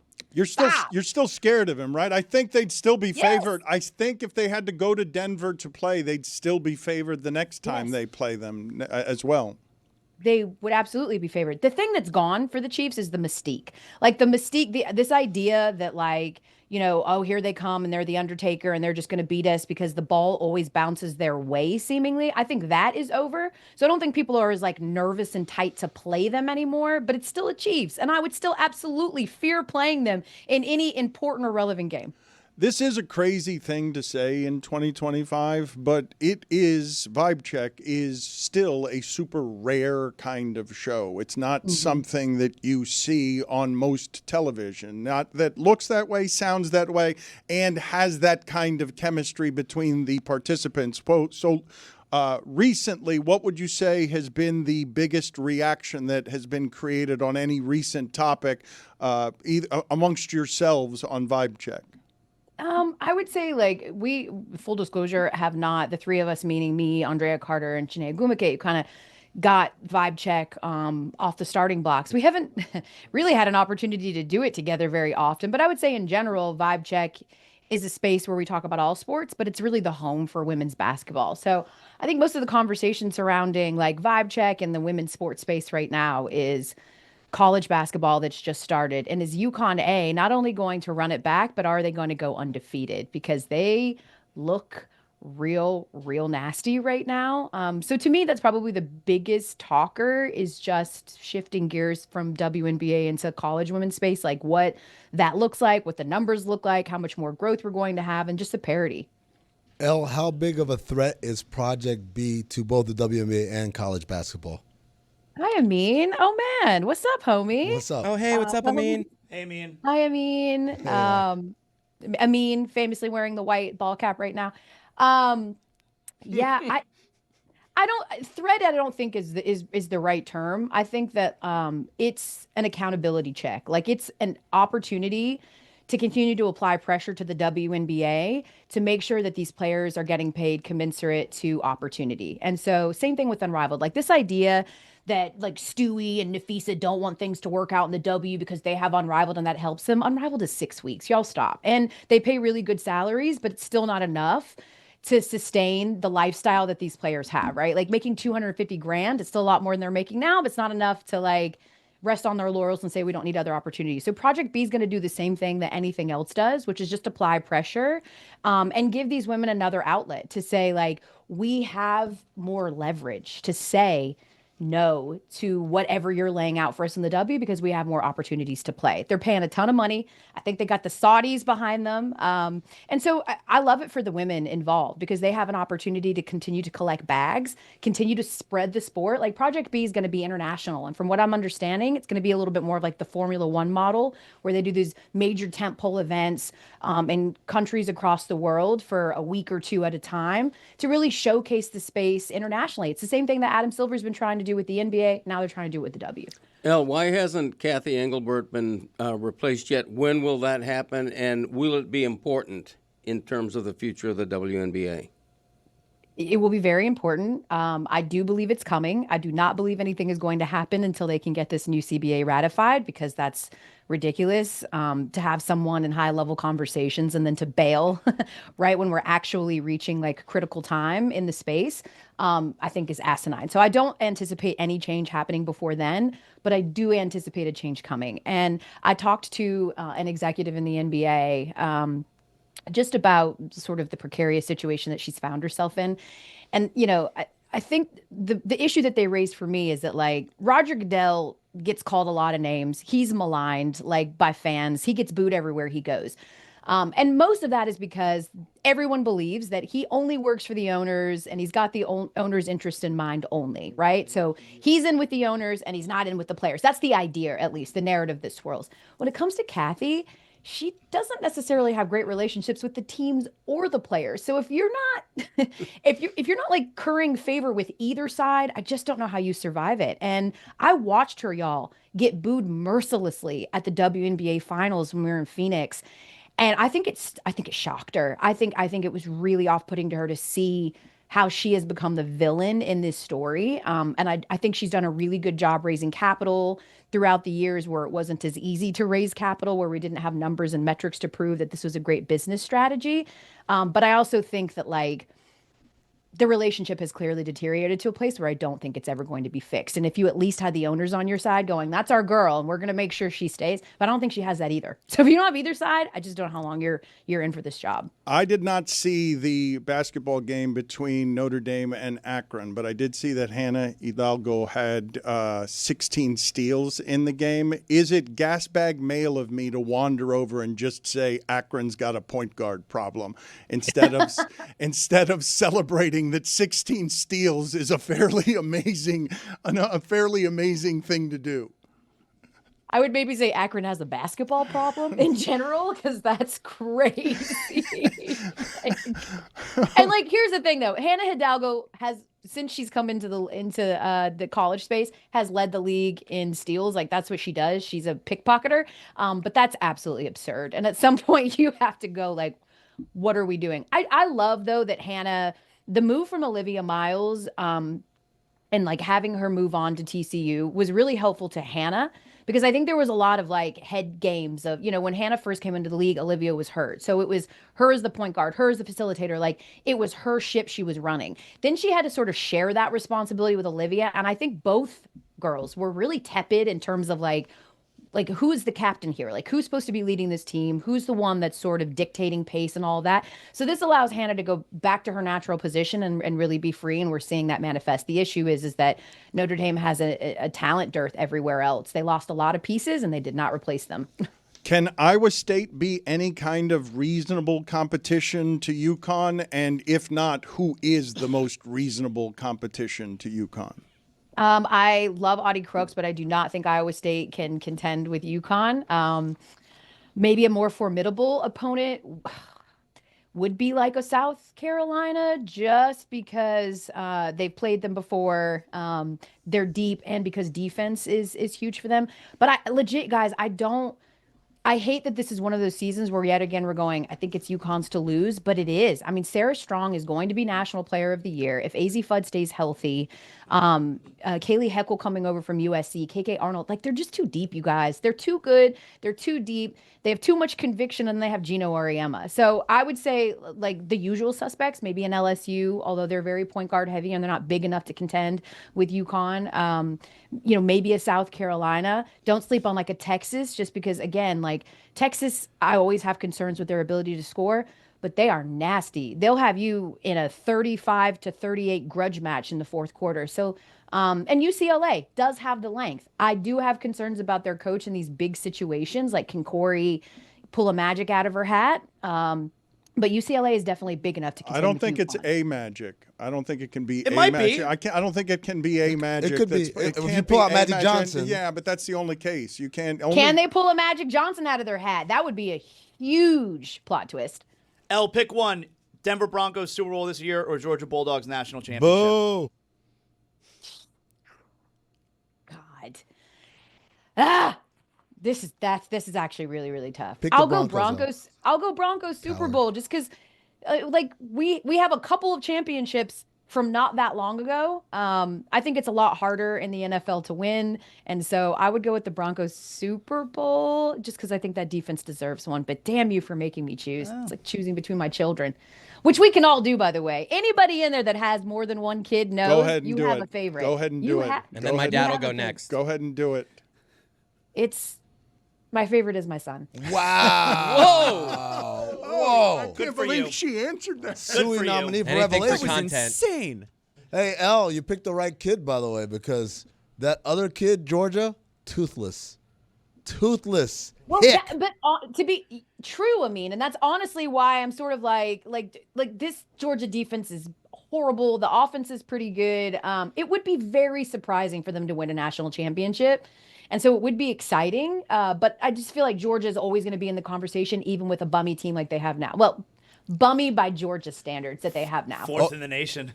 No, hey, but that's my point, you guys, is that like Georgia's defense is nowhere near where they used to be. We do not have the weapons at skill position players like we've had before. Gunner's playing incredibly well. This is not a team on paper that should win a national championship, but they're fourth in the country. And that's my point, is that they're going to retool, reload. They're going to get better next year on defense. They've got some really big recruits coming in. They're always going to be in the conversation, even with a bad team. Like for the Broncos, come on, bro. Like we've won one playoff game in 10 years. Like I'm with it.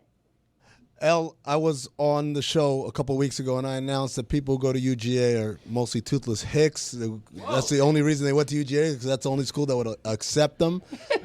Georgia Tech and UGA have a big game coming up. It's at GT. Last year we almost beat you, but, there's some trickery going on. But it's all good. This is a year of destiny for the Georgia Tech Yellow Jackets, or as Dan calls them, the Golden Jackets, Yellow Jackets. Elle, would you like to engage me in a playful wager? The winner of GT versus UGA.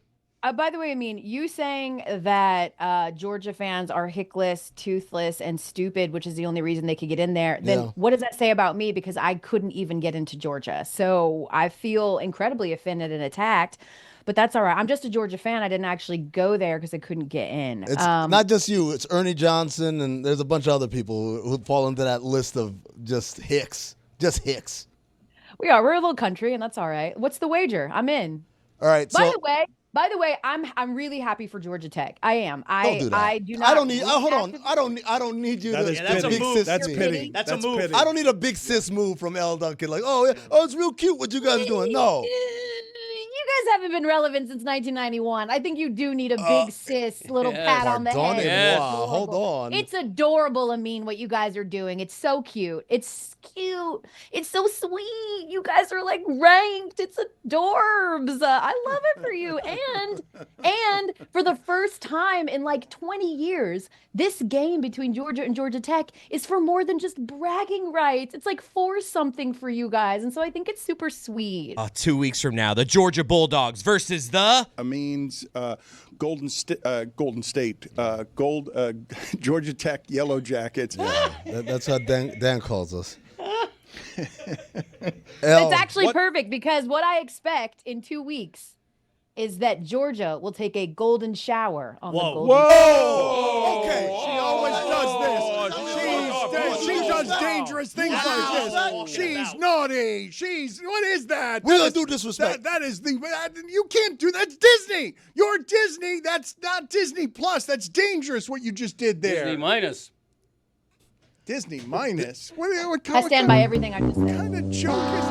Terrible joke. Disney I like it, Greg. Minus. It's not only not Disney Plus, it's the opposite. got it. We understand. Greg's defense, he was just looking at the opposite. Greg, I didn't face get off, it, Greg, I but got then you. Greg explained it, and now I get it. That makes Thank it you. better. Yeah, now that I understand what you were doing. Thank you very much. What did you want? Hold on. I gotta do this wager with her. Elle, if Georgia Tech wins, I need you to wear a Yellow Jackets hat on SportsCenter.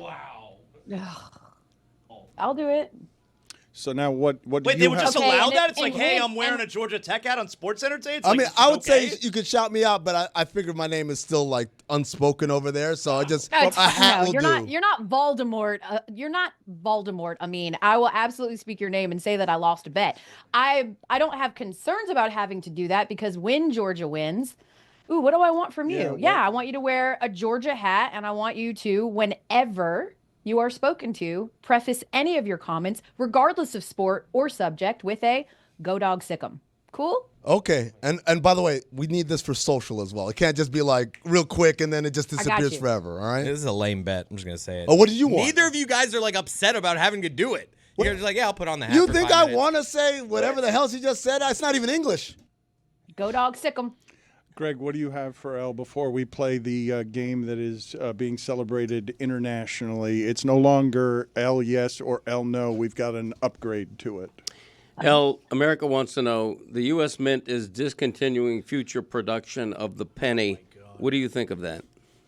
Well, I did see a story that said that like pennies could be going for $1 million at auction or something, which feels like an AI generated story. But I didn't do any research, just like anybody else on social media. So I'm going to go with it and go, if that's the case, I have a treasure trove of pennies in my kid's piggy bank. And I promise you, I'm going to rate it. Hold on to I don't those. care. Like, let's be real. Even when I was broke, I would throw pennies away. Like I would. I'd be cleaning out my car. You wasn't broke then. I was broke. Going to McDonald's with them 39-cent cheeseburger. I'd be picking you them know up. the deal. on You're Sunday. like cleaning stuff up, and you're like, I'm not gonna go find my wallet for a couple pennies. I'm gonna toss them in the trash, and that's what I did. I threw them away. How broke were Sacrilege. you? Oh, ramen noodles, and like ramen noodles, but then one pack I'd stretch out for 2 meals. So essentially, I was getting away with like $1.50 a day in meals. Holy I mean, I was fat and bloated. Grief eater I loves was that. fat and bloated. How do you make ramen stretch out to 2 meals? Yeah, you just half it. You make it, and then you half it. I would put the other part aside. I'd have one You, meal like break for it? Don't lunch. they and like then shatter when you break those like dry noodles in half? it's incredible. do. You just, yeah. Put it on the poll, please, at Le Batard Show. Can you be fat and bloated if you're stretching ramen noodles over 2 days? Like that doesn't seem possible financially. It doesn't seem possible metabolically. Well, that's why I was fat and bloated. It's a lot of sodium. It's a ton of sodium, and the body needed a vegetable. But I couldn't afford vegetables, so that's what I had, ramen. All right. It is no longer Elle yes or Elle no. It's now Elle yeah or Elle nah. All right? Are you ready? It's a hard A on We're the getting nap. cooler. Are you ready to do this? I'm ready. All right. Wearing a Roman Reigns t-shirt to date night with your wife. Elle yeah or Elle nah? Hell yeah. If you can't be your best ratchet self with your wife, who can you be it with? Thanks, Elle. UGA grad, what do you expect? The Rams black uniforms that were apparently blue, but everybody knows they were black. Yeah, Elna. I'm really getting tired of these different color splays. Like, if they don't have anything to do with your past or history or anything like that, like, what are we doing here? Elna. The Miami Dolphins helmet should feature an old man's ass as the logo. Elle yeah or Elle nah? I feel like there is more to this story, but I'm just going to go Elle yeah because... Yeah. That is Because their ass. It's awesome. Okay, Awful. I'm not gonna lie. At first glance, Yep. that looked like a different Yep. part of the male. we all saw the same thing. Yep. We all saw it. Yeah. Okay. It's awesome. Yeah, it looked like shriveled. It actually, my son is 4, and he stood up in the bath yesterday, and he goes, I promise you yesterday, and he grabbed his balls, and he goes, what's inside of these? It's a long story, buddy. That's the favorite. That's the favorite That's child. right literally there. what I said. I was like, it's a really long story, but now I can tell him what's inside of that is the Dolphins logo. So I'll go with that. What did you answer? Because it's a great question from your son at a young age. What was your answer? Well, the thing is, guys, I literally don't know what the ball part is inside, like what it's made of. So I just said, oh, it's just like ligaments and No one does. tendons and muscles. Yeah. All muscle and mind. I wasn't going All to get into the semen part because he doesn't know what that is. So I was like, it's muscles. The future of the human race is inside your sack. Okay. Jack. It's my biggest muscle. Sack Jack. I'm Sack sorry. You know Jack. your own I jokes. thought it was obvious. Aliens exist. Hell yeah. Do you want to expound? Do you want to expound? Yes, I understand. I just think it's asinine to believe in this whole big ass universe that we think that we're the only ones in it. That's wild and crazy to me. Plus, also, the government literally said aliens exist, so we And they just never glossed did. over that. Rightfully so. Florida, Georgia being played in Tampa and Atlanta instead of Athens or Gainesville while Jacksonville Stadium undergoes renovations. Elle, yeah, or Elle, nah?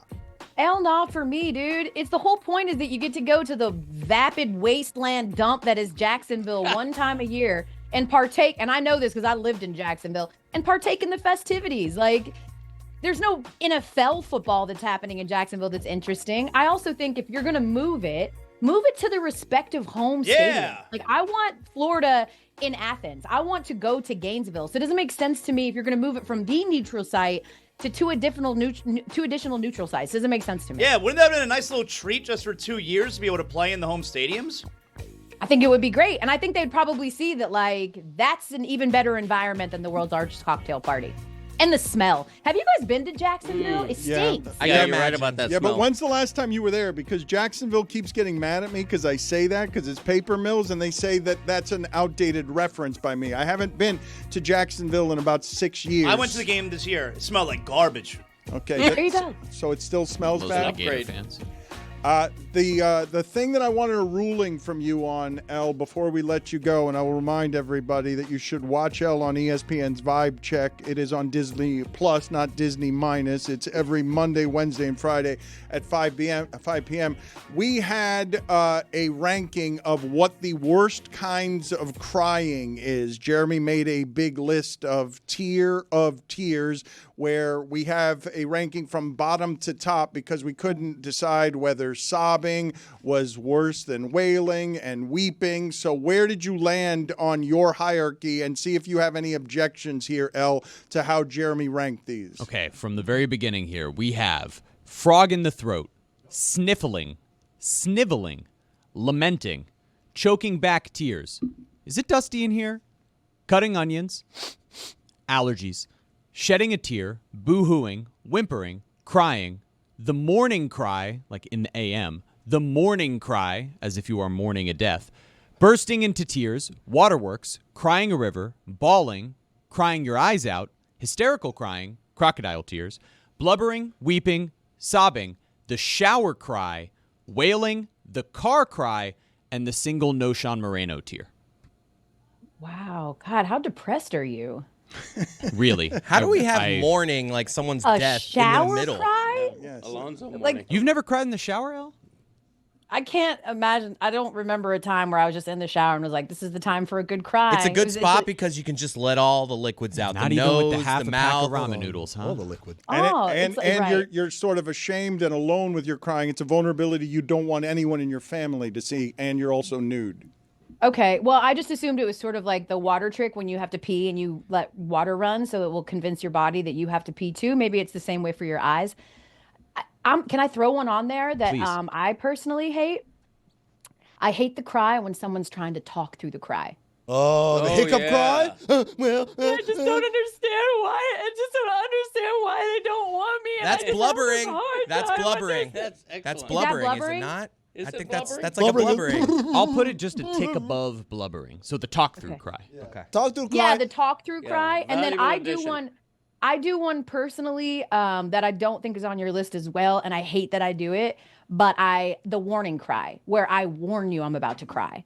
So I do that a lot, actually. I'll start to say something. I'll be like, and when it comes to my kids, I'm sorry, I'm about to cry. No, yeah. Yes. I do. I do that. Dad's been doing that a lot. Yeah. That's no, I just do that. going I can just relate. above allergies and below shedding an actual tear.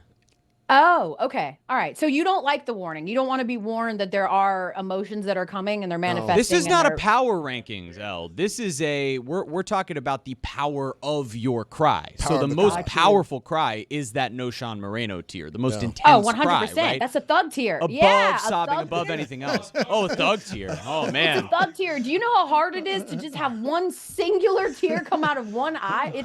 It's the right. Denzel cry. It's Look at me, beautiful. Louis. It's, I wanna- it's the I wanna it's have a mastery thug of cry. crying. Let's identify then here. These are Diana Rossini's kids. What would you say this is right here? Joey, off the oven. What do you want? What are you looking for? I don't know where your Allosaurus is. What are you looking for? no lollipops. Wow, that's a reason not to have kids right there. What's the word we give that? Is that sobbing? Is that wailing? What gnashing? What is that? Yeah, being a toddler, like I'm. It's so relatable. I would say that's like a whine, blubbering. I think it's like a mix of both, but it's incredibly relatable. My son had that same reaction today. He started screaming this morning at breakfast, like screaming at the top of his lungs. I said, "What's wrong with you, Xander?" And he said, "My cinnamon roll is hot." I was like, Jesus Christ. Diana's exasperation is exactly how I feel 90% of the time. So yeah, that's one of those. You just got to ignore them. She said it publicly. Xander is her favorite. I can't believe she said it publicly. She just doubled down on it. It's lovely seeing you as always. Vibe Check, Disney Plus, Monday, Wednesday, Friday, 5 p.m. Eastern. Nice seeing you, Elle. Thank you. Bye, y'all. And SportsCenter. Bye, and also SportsCenter, where Bye, Amin is hoping that she will be wearing a Georgia Tech Yellow Jackets I won't be. baseball cap. Get out of here, Elle. Your segment's over. The segment is over. We are talking a lot about the best teams in the NFL, and I believe the best one I saw Sunday lost and had 4 interceptions because the stat I'm about to give you, maybe you will not be surprised by this, but the 2013 Broncos and the 2000 St. Louis Rams, that's the greatest show on turf, okay? And the Seahawks, these Seahawks are the only teams since 2000 to have, through 10 games of the season, a point differential of at least 100, but they're negative on the turnover differential. They're so good at offense that they turn the ball over a ton, but they have a point differential over 100. It's the greatest show on turf, and it's I believe it's MVP Manning, 2013 Broncos, an offense that was really good. I think the fact that the Seahawks were kicking against the Rams for the game with that amount of turnovers makes them a team that, even though they lost, I know we don't do this when teams lose, but even though they lost, they showed me something that makes me think that this might be a team that is so much better than the other teams, that even against the Rams on the road, the Rams team that we all know to be good, a Rams team that in the last 7 games, their quarterback has 22 touchdowns and 0 interceptions, they were kicking for the game at the end. I believe people are sleeping on the Seahawks just because they've lost a couple of times to the Bucs at home, and I know that seems to be their fatal flaw, that Darnold's going to have the turnovers. But if he doesn't have the turnovers, they're going to beat you. And even if he does have the turnovers, they're probably going to beat you. I have a stat to sort of support what you're saying here, Dan. Start of the day, start of the day. This is start of the day. Start of the day, start of the day. This is start of the day. Start of the day, start of the day. This is start of the day. Start of the day, start of the day. This is start of the day. Stat of the Day is presented by Amazon Prime Video. Thursday Night Football is on. This week it's the Buffalo Bills and the Houston Texans. Coverage begins Thursday at 7 p.m. Eastern, only on Prime Video. Per our friend Diana Rossini. What'd she say? Seahawks wide receiver Jackson Smith-Njigba. Careful. Is the first player in NFL history to record 75-plus receiving yards in 10 straight games to begin a season. That's the type of weapon that Sam Darnold has there. Mm-hmm. So if he doesn't turn the ball over, he has one of the elite receivers in the game, period. He's magic, that guy. He's a Lobos MVP candidate. That's how good he is. That's how he is. Sam Darnold's situation, I think, is pretty interesting because as opposed to last year, and granted at this time last year, we're wondering, okay, is Sam Darnold real? And kind of found out maybe he wasn't. Minnesota was going to have a decision whether they want to keep him or not keep him. Seattle already made a decision. Like, he's the guy. Short term, long term, this is the guy they're building their team with. Amin, can you give us an NBA stat of the day? Certainly. Let's play the music again so that we can do an NBA stat of the day as well. I was going to ask for the long version. Start of the day. This is start of the day. Start of the day. Start of the day. This is start of the day. Start of the day. Start of the day. This is start of the day. Start of the day. Start of the day. This is start of the day. So, Dan, the Thunder won big last night, and once again, Shai Gilgeous-Alexander did not play in the fourth quarter. However, he only scored 23 points. The game before that, he scored 30 points without playing in the fourth quarter. So I looked up who leads the league all time in 30-point games without playing in the fourth quarter. Well, I want to guess. You want to guess? Yeah. Go ahead. Michael Jordan. No, sorry. I should say the stats only go back to 96, 97. Oh. But also, Michael Jordan didn't sit out a lot of fourth quarters because back then, everybody played 48 minutes. So, Shai Gilgeous-Alexander is actually tied for second with 24 such games. Number one, Steph Curry, 29. They beat New Orleans last night. New Orleans is a sewer, like as a basketball city. Zion Williamson is going to be a historic bust. He lost a bunch of weight and still doesn't play enough. I'd be really sad if I were a Pelicans fan, but I don't recall. I may be doing this wrong. For all the legend of Michael Jordan, I don't remember them always being up by 30. I don't remember what OKC is presently doing, where their star can sit out all the fourth quarters going back to last year, is something I only remember Golden State doing in my lifetime watching basketball. Do I not have the proper recall on what Michael Jordan's teams were doing? I don't remember them, not even the year that they won 70-plus games. Do I remember them always being up by 30? So, Dan, the best net rating of all time was the 95-96 Bulls. It's broken right now by the current Oklahoma City Thunder. Wow. Let's see if they can finish the season out. But number, 3 is the Thunder last year. Number 4 is the Bulls from 96-97. So they were very dominant. But, Dan, again, it was very rare, the idea that you would sit your players in the fourth quarter because you were up so big. That wasn't really a thing that much in the NBA. You had to take it to like 5 minutes or 4 minutes left in the game before you'd pull your starters. What is the shirt you're wearing, Zaz? Why are you wearing that shirt?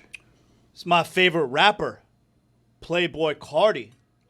He was here the other night at Amarin Bank Arena. Why? Did you go see it? Nah, you would never catch me at that show. My son went.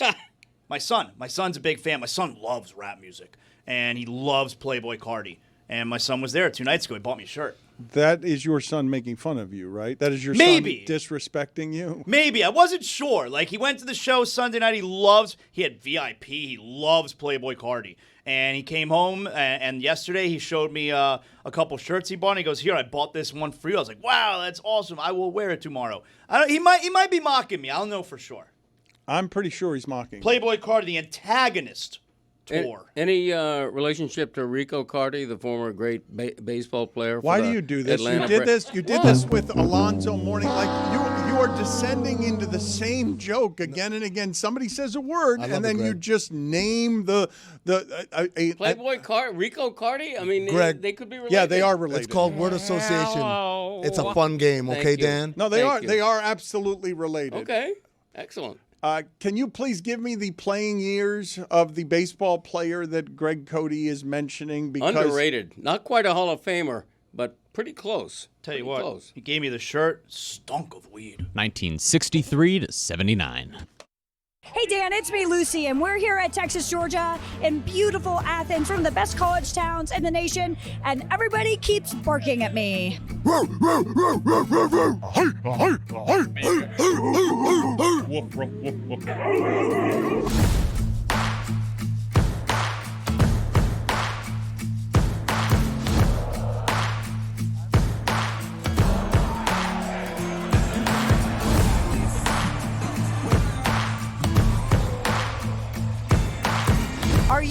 Are you the type to bark at somebody? If needed, yes. I'll give people a subtle just woof.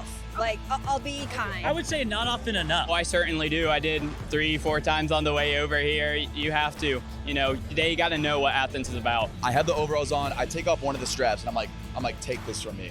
And then I get down on all fours. Should I reenact it? Yeah. Okay. and I'm like hustling at a fan. I'm like, and it's like a leash. You know what I mean? So I feel like if a Texas fan came up to me, I'd probably bark. You know, if they were starting the aggression a little bit, I'd be like, what?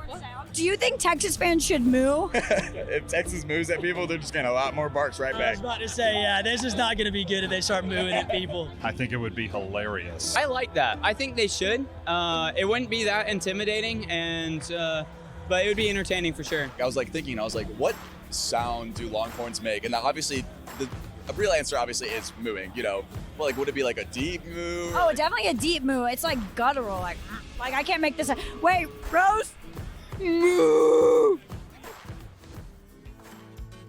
Are y'all scared of Arch Manning? Do we not care about him? What's the approach there? I love my Arch. You know, I love the University of Georgia. We had the Arch.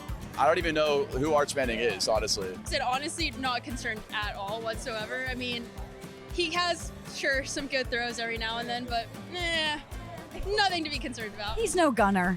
No gunner. I mean, gunner's chef's kiss. Rumor has it, I think he was named after the Arch for the University of Georgia, so. I think Arch Manning is actually rated pretty well. I think it's his auxiliary players, his running backs, wide receivers that don't bring as much as a punch as Georgia has this year. Kind of like that perfectly rated, overrated, good football player. When it comes to pressure, kind of falls back a little bit. Nepo baby? Yeah. I think he is coming around. He was overhyped, I should say, at the first of the season, but he's coming around. I think next year he will be a top-tier quarterback. Extremely overrated. I'm not going to lie.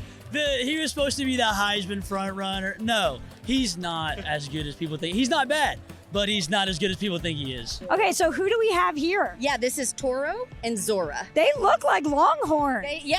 They're Bevo's backups. How long have we been doing Bevo's backups? Well, so she is 12 and he's 10, and so we've been traveling with them their whole lives. Okay, so we got the cord caught. Can I move your paw, buddy? You think you could be the offensive coordinator? That's a yes. Do you think Texas fans would be happy or sad if Sark decided to leave for the Titans job? That's a great question. I mean, they should just be sad all the time because they're rooting for Texas, so. I think they'd probably be sad because, think about it. Who else do they got? I think they would be sad because who are you going to get that's better to replace him? I think Sark would be more sad if he left for the Titan job. I'm not going to lie. With the amount of NIL money Texas has, I think he can probably spend more money with the Longhorns than he can with the Titans and be more successful. This trip to Athens was brought to you by Game Time. Download the Game Time app and use code Lucy for $20 off your first order. Terms apply. What do you even look like? Like, I don't even know. Yeah, Elmo, animal. I've gotten a few of that. I've told like a runway type of outfit. There's a lot of options you could go with. So how do you put this together? Yeah, so over the course of last semester, I collected about 200 pom-poms as I left the stadium, pocketing about 20 each week. Got a shirt, some pants that I wasn't wearing anymore, and just hot glued the trick. It was perfect. Do you have like a name you call yourself? I call myself Pom Pom Man, typically. Pretty straightforward. Do you guys miss Carson Beck at all? Not at all. Get him out. Not even a little bit? Not even a little bit. I think he's starting to show exactly the quarterback that he really is. He's a good quarterback, but when you put pressure on him and he has to come through, he's not what you think he is. When I just see him throwing his team under the bus, I'm glad he's out of here. They wanted him. Yeah. And they got him. They paid like $4 million. It wasn't worth that. He's not worth that. It's not worth that. Yeah, everybody was saying Carson Beck, it was Georgia's fault. And then he went and actually turned into Carson Beck and threw 4 interceptions. And, I'm just happy that he's finally revealing himself. I think he had like a Halloween mask on or something for the first 4 weeks. But, yeah, no, we like Gunner. Gunner's our guy. I've been watching him play some games and stuff, and, I'm definitely happy that he found his crew. I feel like he has a really good fit there. But you know what I'm about to say to that? Boo!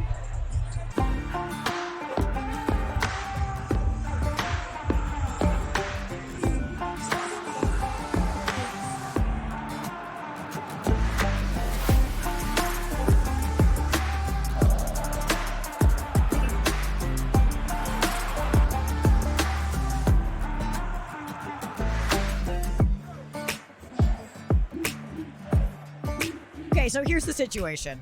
Rose's job is to film B-roll on the field. Myself and Mike Malley, who you may or may not know, are up in the press box, uploading, working, watching football.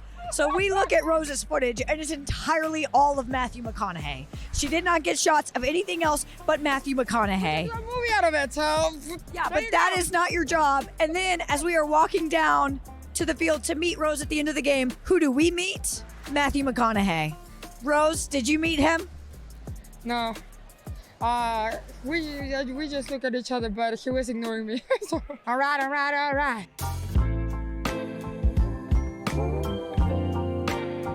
Dan, some teams just have that dog in them, and some teams don't. And that would be Texas that doesn't.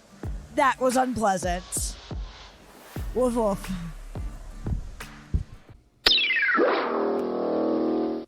From down under, Australian Wallabies rugby coach Joseph Schmidt is reporting today that Alexander Barkov may be back on ice with the Panthers as soon as January. All right, we've officially beaten that joke into the ground. He's run out of coaches Who to was use. I don't know why he chose that. He makes part of the joke. some choices that are unusual around here. Let me do the etymology of humor here. Part of the joke is you start with the famous coaches, and then you work your way down to really, really obscure coaches. Major penalty, 5 minutes, swooning comedy. Enhancing comedy is more like it. Okay, you can just leave for a little while. We will welcome you back after Lucy Rodine has told us of her travels. And it's too bad, too, because I wanted your thoughts on James Franklin. You came in here saying that Virginia Tech had a shiny toy. They just hired a shiny toy. But instead, I'll get Lucy's opinion on this instead of yours, an informed one, an expert one instead of, as I mentioned, yours. Welcome, Lucy. That is an ill-fitting hat you are wearing. I salute you for wearing it. You shouldn't wear. Am I wrong about this? I'm not a stylish person. I just think the brim is a little too straight. I think it's a little too wide. It looks more like a canopy, like an awning. It looks like a bit like an awning there. So am I wrong that your hat is too straight? And it's a little bit too large as well, I would say. Man, Okay. Do you want to tell me my sweatshirt's ugly too? Is the Jeremy okay? Already did that to me last week. Don't worry about it. I don't think your It's the sweatshirt is fashion. ugly. Okay, it is the fashion. I will say, when I bought this hat, I agreed with you, and I thought the brim was a little too straight. But then someone was like, "Hey, that's the coolest hat I've ever seen. You should buy it." And I was This like, is what "Okay, I'm gonna happens, follow Lucy." Through. And then when I was waiting in here in the waiting room, Lewis literally said, "Hey, I want to say nice hat, not nice hat. It's a cool hat." And I get complimented on it all the time. People are DMing me trying to buy this hat off me, and you think it's ugly. This is what happens, Lucy. You walk through the streets and people are complimenting you on your style, and then you walk in here and Dan says, "Is that a punishment?" I don't think it's an ugly hat. I just believe. He asked you if it was a punishment. Yes, he did do that to me last week. I saw that He sweater. did. No one complimented He you. did. The security guard in the street, the concierge in the lobby, every person in that room, you can ask them, to a man, to a woman. Do you My cardigan was great. Penalty on Jeremy, 5 minutes for being Jeremy. Do you understand sarcasm? Again, the hat is Every last nice. one of them. Lucy, the hat itself is nice. It's just the brim. You just bend the brim. Bend the No, brim it a doesn't. little bit. It really doesn't bend. Like, look at this. That's not something that's going to happen here. I also have glasses on, so it doesn't help. I think it looks cool. I think you have to take risk in fashion. Sometimes things work out, sometimes things don't. I think it's worked out fine. Again, purple is one of my colors. Fair enough. We'll just agree to disagree and move on. No, I'm right. James Franklin as the hire for Virginia Tech, and now the buyout at Penn State is slightly less because Why is my dad not in the penalty box? I don't understand what your dad is doing. Your dad just does. He plays by his own rules. What did you think of Virginia Tech hiring James Franklin? This is exactly what I thought was going to happen. Like, when James Franklin got fired, I was like, Virginia Tech is the most natural landing spot. And despite all the things I've said about James Franklin, I really do think this is a good hire. He has a ton of experience in the area. He was an assistant coach at both Maryland and James Madison. Virginia Tech has announced they're putting a ton of money into their athletics department, like $229 million. And like James Franklin, we know he can build a program. He's done that with Penn State. He sort of did that with Vanderbilt. Like, that is something that he has experience at. And the issue was obviously the big games. Not to be rude, that's a little less likely in the ACC. Like, the odds you're running into Ohio State every year is it's not really going to happen as much. So I really think that this is a good move by Virginia Tech because you have the DMV right there. That's an area that James Franklin is going to be able to recruit really well. Like, I think that this will get Virginia Tech back into, competition for winning the ACC. I certainly don't think that it's like a national championship level spot with that James Franklin hire, but I do think that this is what Virginia Tech needed, and I think this works out well. And now with Penn State, the buyouts dropped to $9 million, so you can kind of guess what his salary is going to be at Virginia Tech based off of that. Lucy, but do you not think, me, because I'm not good at math. Lucy, do you think that was his top choice if he had the pick of the litter? Yeah, I would think so because I don't think that LSU or Florida were possibilities. I think that it's like a cultural fit, like sort of like Virginia Tech and James Franklin just seems like it works. Like, I don't think James Franklin was like dying to go to Arkansas or anything, which Arkansas Twitter has been so weird this week. They truly believe they're getting every single head coach, so they were like devastated when James Franklin went to Virginia Tech. I think that this is the most natural fit for both sides, and I really do think this works out to a certain extent. Is Virginia Tech a good job? Because Frank Beamer sort of made it a good job, but is it a good job? I think with Virginia Tech saying, "Hey, we're investing a ton of money into this," then it becomes a good job. I would say that he's built such a culture there that like Virginia Tech doesn't necessarily resonate with like people my age as this like powerhouse, but like people a little bit older will sort of feel that Virginia Tech's a great job. I think James Franklin has the ability to make this a really competitive job. Like, once again, you have the ACC, which just is not as good as these other conferences. The competition is a little less. And I think something that's like weirdly kind of interesting about this is this comes off the heels of Maryland telling everyone that Mike Locksley is going to stay there another year, which I'm assuming half the people who were listening to the show had no idea Mike Locksley was still there. That works out really well for Virginia Tech because that's your top competition when recruiting the DMV, and they're not going to go play for Mike Locksley at Maryland. They're going to go play for James Franklin at Virginia Tech. That just seems like a better fit. So I really, truly think that this is going to work out for both parties. Look at this current landscape in the ACC. You'd be surprised if Virginia Tech was a player next year, because I would not. Greg, did you have any thoughts here on James Franklin to Virginia Tech? Well, the buyout, I think, went from almost $50 million to like $10 million. So it seems like the winner here is Penn State. How were they able to negotiate that buyout down that far?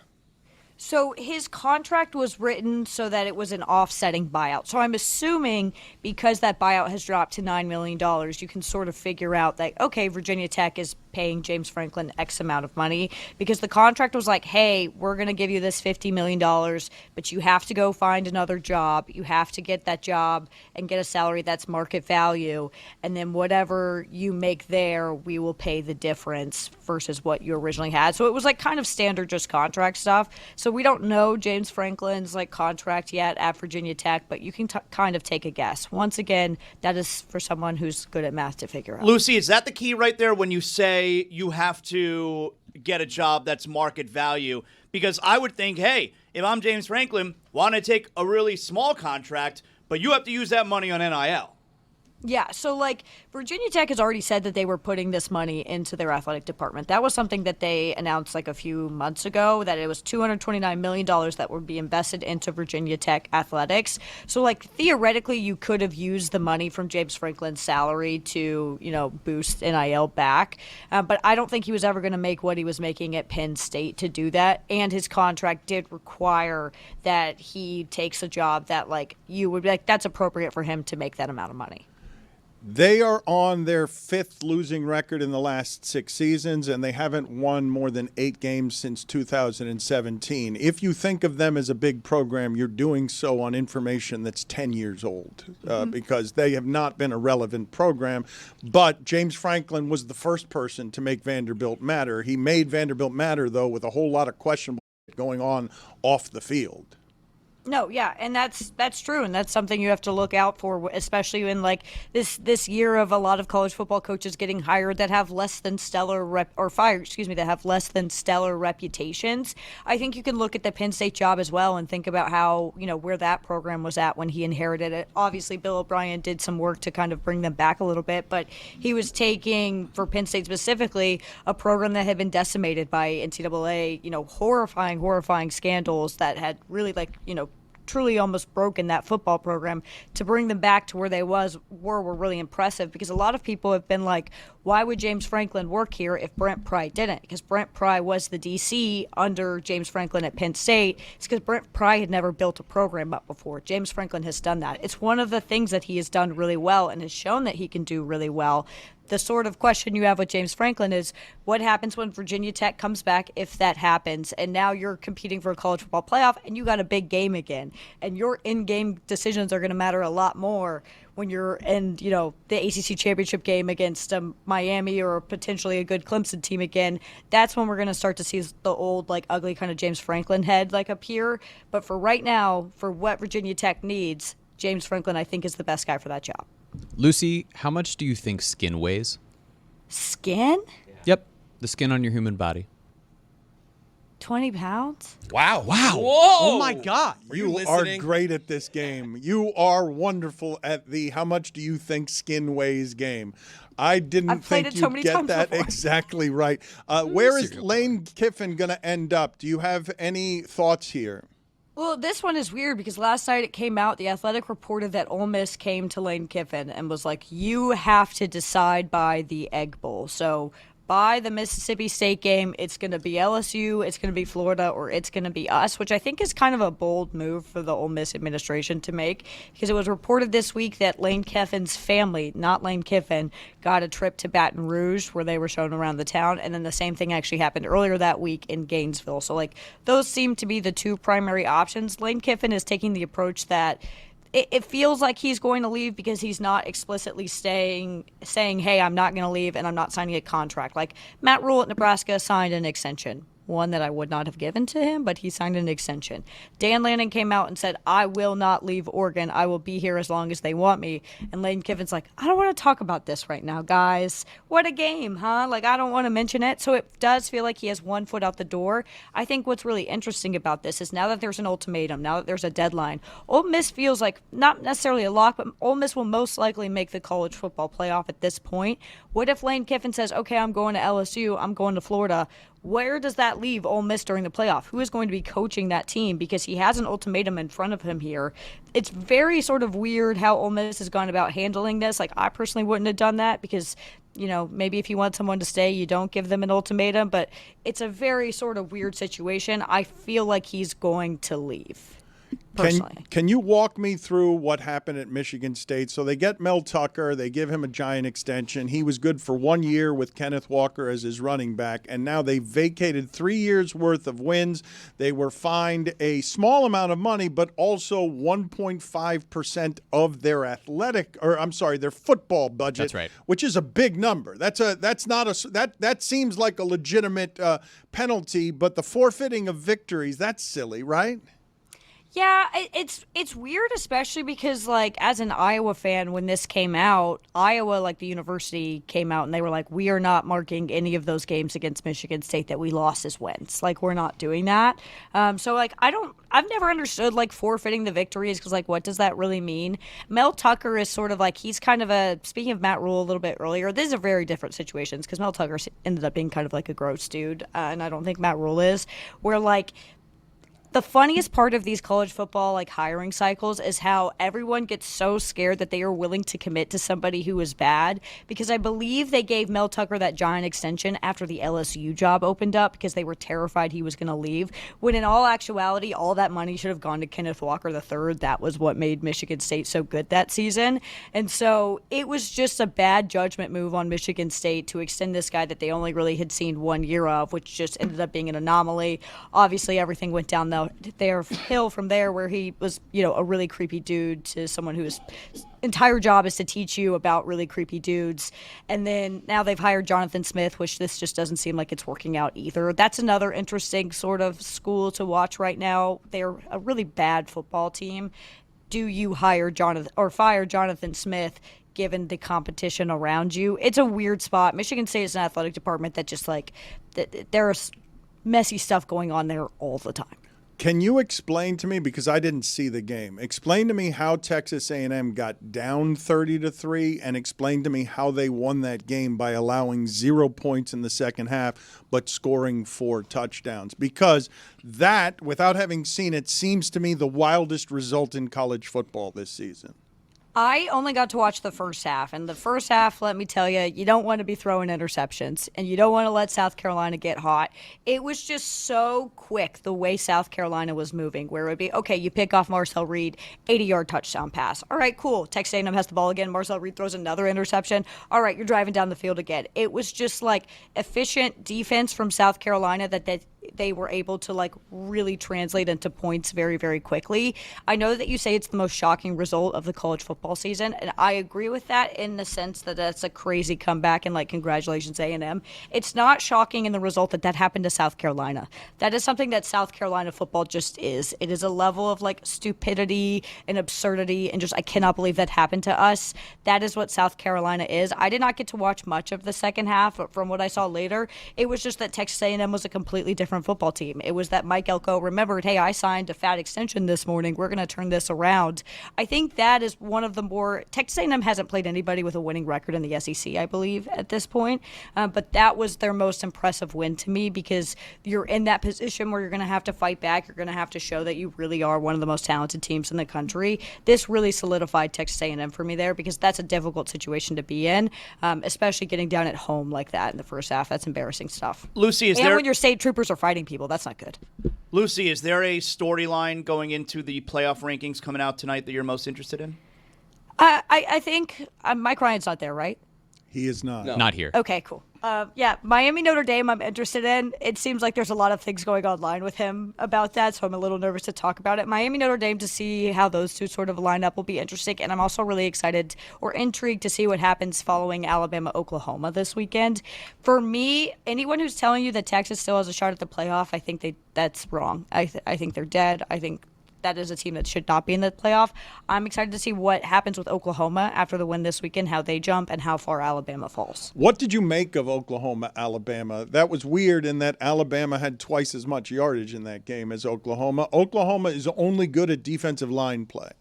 Yeah, no, it was literally entirely a defensive victory for Oklahoma. That was it. Their defense was just so good that they won. Their offense can be pretty anemic. It's very, very like single-faceted. They cannot score many points. Like it's very Brent Venables of them. But like, hey, if you win, like if your defense is that good, which their defense is that good, you're going to be competitive in everything. I don't see them moving on. I think they're a playoff team with that win. I think that's a good enough win that's going to take you far.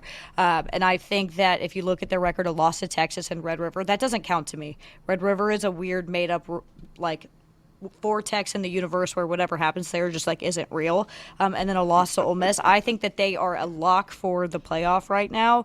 I don't see them moving on beyond the first round though because their offense is so anemic. It was just such a good defensive game for them that they were able to win. Put it on the poll, Juju, please. Is Texas, Oklahoma just a weird vortex in the universe that isn't real? At Le Batard Show. Chris Cody, make yourself useful here to put the punctuation on this segment with the only sound you're good at making. There you go. Let's go ahead and do Lucy's Internet Minute. Time to get in it. It's Lucy's Internet Minute. You are good at making that sound. So we have a sports internet minute today. Yay! Yay! Yay! Everybody clap. Yay! And it's about the Carolina Panthers. Really? Oh, the clapping's still going. So obviously the Carolina Panthers are having a weird, fun year, and there's a direct correlation with a TikToker named Carolina Mike, and he is a Carolina fan that lives in Minnesota, and all he does is every week before the game he sings the same song he wrote, but it's really not about the Carolina Panthers. It's called 150,000, and the song is like, hey, if I had $150,000, what would I do? And he was like, well, I wouldn't buy the Carolina Panthers because that's not enough money to buy the Carolina Panthers. But maybe I would give some money to the Carolina Panthers. Maybe I would buy some tickets for the Carolina Panthers. Maybe I'd buy some gear for the Carolina Panthers. And ever since he has started singing this song and getting the Carolina Panthers like fandom really going, they've had a very good season. And they actually invited him to perform this song called 150,000, which you should all look up because it's really, really catchy, at a game a few weeks ago. And that has been the secret to the Carolina Panthers' success this year.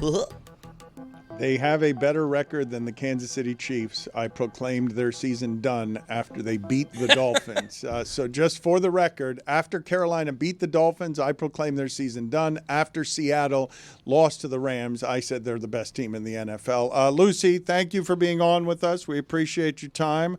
As always, she is headed to Gainesville this weekend. Yes, as the Gators play host to the Volunteers. Did you and Lucy, did you see each other? Nah, I didn't get to meet up with her this weekend. No. You were in the same place. What happened? Yeah, no, I understand, but it's a big city. She's working, I'm working. Didn't work out. I'm actually curious to hear your Suspicious. thoughts on what you felt about the Georgia vibe. You know what? It's interesting that you say that because this was my second time in Athens this season, and as we were leaving, we were saying to each other, felt different this time. And we couldn't explain it. So that's really interesting that you say that.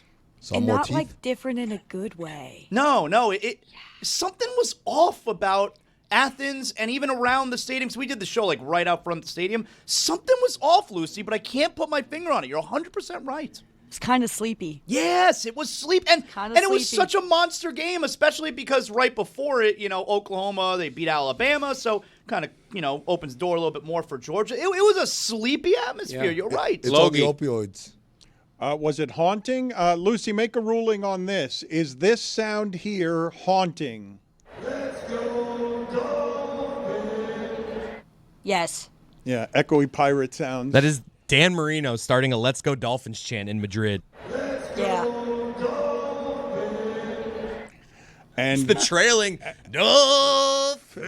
Yeah, and that, And the audio, the video accompaniment is Ed Orgeron made by AI as a pirate, which doesn't have any link to anything. But if he was singing Yo Ho Ho, Let's Go Dolphins, it would sound something like this. Let's go Dolphins. Thank you, Lucy. Appreciate the time. I've been told that the crack staff here has finally, and they do this intermittently, gotten gas bag of the week sound. Are you guys interested in hearing? I see all over ESPN they're arguing about Shedeur Sanders. It's maddening. It's a ratings grab. I don't understand why we're talking so much about a fifth-round pick unless all you care about is fame. You don't care about the football. You don't care about anything. You just care about fame. And in Cleveland, we've got Ken Carman. I don't know who he's arguing with. Anthony Lima, his co-host. Okay, so they are arguing, and Shedeur Sanders has created a great deal of tension and passion. Let's go ahead and do... And it starts with Ken Carman, and he's talking about how this was Shedeur was supposed to be a developmental pick. They used the term development. I didn't use the term development. But that's not what you this, didn't. That's, they that's did. just not so what I'm this, going to blame them. That's not what this league is. This it doesn't matter what this league is. It's who they are. But this league is not, Kenny, about making sure to force feed a fifth-round pick that should not have been drafted after they took a third-round quarterback. That is not what this league is. We're not a charity case. This league is not set up to make sure that Deion Sanders' son gets 1,000 reps. I'm sorry, Josina. And I'm sorry, Ken. And I'm sorry all these people that are trying to act like the Browns are sabotaging him. He's a fifth-round pick. I didn't say it was What are you sabotage. guys expecting this league is about? Hold on. This isn't Little League. Hold on. This isn't T-ball. Hold on. We're not trying to foster some great environment for kids to learn. It's the NFL. This is not sports talk radio in Seattle. My God. This isn't. No, shut up for a second here. Sorry to say ridiculous. it like that. I take that word away. I take the shut up part away. But let me get back to the matter, because now you got me really pissed off at you. Because let me tell you the truth of this matter. You are not talking about any NFL team. You are talking about the Cleveland Browns. That's who you are talking about. You need to adjust your conversation to this football team, because that's the entire reason we're in this quagmire. Gas bag of the week. Quagmire. He immediately regretted and took back the shut up. Go, shut up! No, I'm sorry about that. All right, I didn't mean that word. Put it on the poll at Le Batard Show. Are you allowed to immediately retract your shut up while taking the sting out of your shut up? If you do it right away, I think it's okay. If Really? you let any amount of time go by, it's like, nah, it's too late. You got to own it. He did it right away. You can't regret it. You got to own it. If you tell somebody to shut up, own it. No, Ride with it. but he's allowed to acknowledge that was not nice of me. I'm taking that back. He acknowledged it right away. I would forgive. You have been very hard on LeBron James, Aslo. You have said that LeBron James is faking an injury. Oh, yeah. I did think it made me laugh to see the headline, LeBron James, and then parenthetically, sciatica. returns to the Lakers, you are thinking what's about to happen here, given that the usage rate of Luka has made the Lakers look like the Mavs that went to the finals. Yeah. Because when you give Luka the ball all the time and just allow him to dominate the ball, he will dominate the game. And, I'd be curious about your thoughts here, because the Lakers with Luka through 14 games, and Luka has missed a few of them, and Austin Reeves has been great. They haven't looked like they missed LeBron at all, even though statistically LeBron was a top 10 player in the league last year. Well, and you also have to point out, Luka's usage rate and all that. This is Luka in the best shape of his life right now with that usage rate. No, I think tonight's super interesting. He's questionable to return tonight, so maybe he returns against Utah. Lakers are 10-4. They're having a terrific start to the season. I think this is super interesting, like how he's going to be reintegrated into the lineup. And, if they lose to a Utah team that sucks, that's a fun story tomorrow. That's that's in my wheelhouse. I didn't know your name was Amin. Well, no, he first started off No, he asked the question to me, and I'm curious to hear what you have to say. He was volleying it over and then to you you. just jumped Okay. in. No, he first directed that at me. I don't know. The question No, came I will say You Dan. said Zaslow. You've been critical. Dan did the move of started with Zaslow, Yeah. and then midway through was like, Amin, I'm also interested in you. Yeah, Dan that's what I does that. thought. I got Yeah, your he back, does that. Dan. That question was coming to me. Shut up for a second here. I think there was an original Zaslow. Am though. I off He- base here? He You are off started base. originally at Really? Zaslow. Shut up for a second here. Shut up for a second Hold here. on, I'll take that shut up back. Hold on. All right. You know what's funnier? A bigger story, a crazier story? What's that? We talk about, the Lakers haven't missed him. Hey, guys, the NBA hasn't missed him. Y'all don't feel that? Like, dude, he's been gone a month, and I haven't seen anywhere people are like, when's LeBron coming? Nobody cares. But is that because we know he's coming back at some point? No, I think it's because, first and foremost, because the Lakers are playing well without him. But beyond that, it's like, this league is evolving. The stories that were told for 22 years or whatever are coming to a close. And there are new stories that people care about now. People care about Shea. People care about Donovan Mitchell. People care about all these stars all over the league. It's like crazy because I would say even a year ago, it's like, is the NBA going to adjust to when LeBron's gone? And like we just had a month of it. I'm like, adjusted pretty fine and pretty quickly if you ask me. The Lakers are 17th in offensive rating and 15th in defensive rating. Is LeBron going to make either of those things better, Zaslow? Zaz, you could take this one. Yeah, Zaz, take this one. I mean, he should make them better offensively. He's not going to make them better defensively, but he should make them better offensively because even if we're not talking about him scoring, the smartest player in the league maybe. Like he's going to be able to fit himself in offensively and help there, I would think. The question we all ask is like, how much is he willing to relinquish? This is the ultimate control freak. Not that it was a bad thing. Obviously, it's a great success. But at this point, is he willing to relinquish that control and to be something lesser than what he probably believes he can do? Or maybe he looks forward to it. He's like, man, I'm old. I want to save myself for April, May, and possibly June. And so in order for that to happen, I need to let Luka and Austin Reeves do more. We're going to overanalyze everything. I love it. It's going to be fun to watch what happens because they have been winning, and Luka has looked great. Yesterday on the show, 24 hours ago, we ended at about this time, the second hour of the show, talking about Bernie Kosar, and Bernie Kosar headed in to get his liver replaced. You have an update for us, Greg. Did you talk to Bernie's friends and family? Just by text, and not in person. But the surgery went well. He woke up feeling great, and in Bernie's style, he said, I'm looking forward to the rest of my week, and I'm looking forward to the rest of my life. It was a long-awaited surgery that he desperately needed after one disappointment, and apparently it went well, and that's the update. Yeah.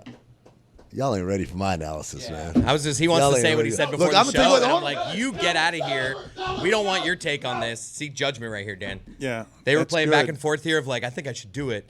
And I was like, no. Yes, Amin's opinion before the show was not helpful, was not something It was the opinion of that that should be on air. Oh, I never heard that. But when I went to Cody on this, I thought he would have more in the way of an update, but all he did was shoot Bernie a text and get a response. Yeah, I apologize that I didn't speak directly with Bernie during the surgery. While the surgery was ongoing, he was under general anesthesia, but still, he might have come to the phone and spoken to me during the surgery. I apologize I didn't make that happen. Greg, you know where you messed up. You should have called Spo, because I'm pretty sure Spo would have had an update. Yes, that's a very Bernie's. good point. Excellent. Yeah, Spo was brought up unprovoked by LeBron James yesterday. What do you say? Just throwing that out there. LeBron James said, you know who always said positionless basketball? Eric Spoelstra. And you know what else he said is that he could fit on any team in the NBA. Fit in, don't fit out. Interesting. By the way, Bernie Kosar is also projecting that Barkov's going to be back on the ice a lot sooner than most people think. Former Panthers minority owner Bernie Kosar. That's right. There you go. I like it. I have no idea if it's true, but if it is. It is true. Is it? What do you mean you don't know if it's true? You didn't know that Bernie Kosar No. was a minority owner of the Panthers? No. What was he on, like 1,000th of one scintilla? Dad, remember the time we ran into Bernie Kosar at Chili's? Yes. He Me paid too. for my meal. He did? No way. Yeah, I brought that up to him when I talked to him Saturday. I brought that up, and he remembered it. Yeah. What'd you order? Oh, I don't Everything. remember. 2 for $20. No, he after the fact. This is a new and unimproved Dan Le Batard Show with the Stugotz. Gamble on by DraftKings.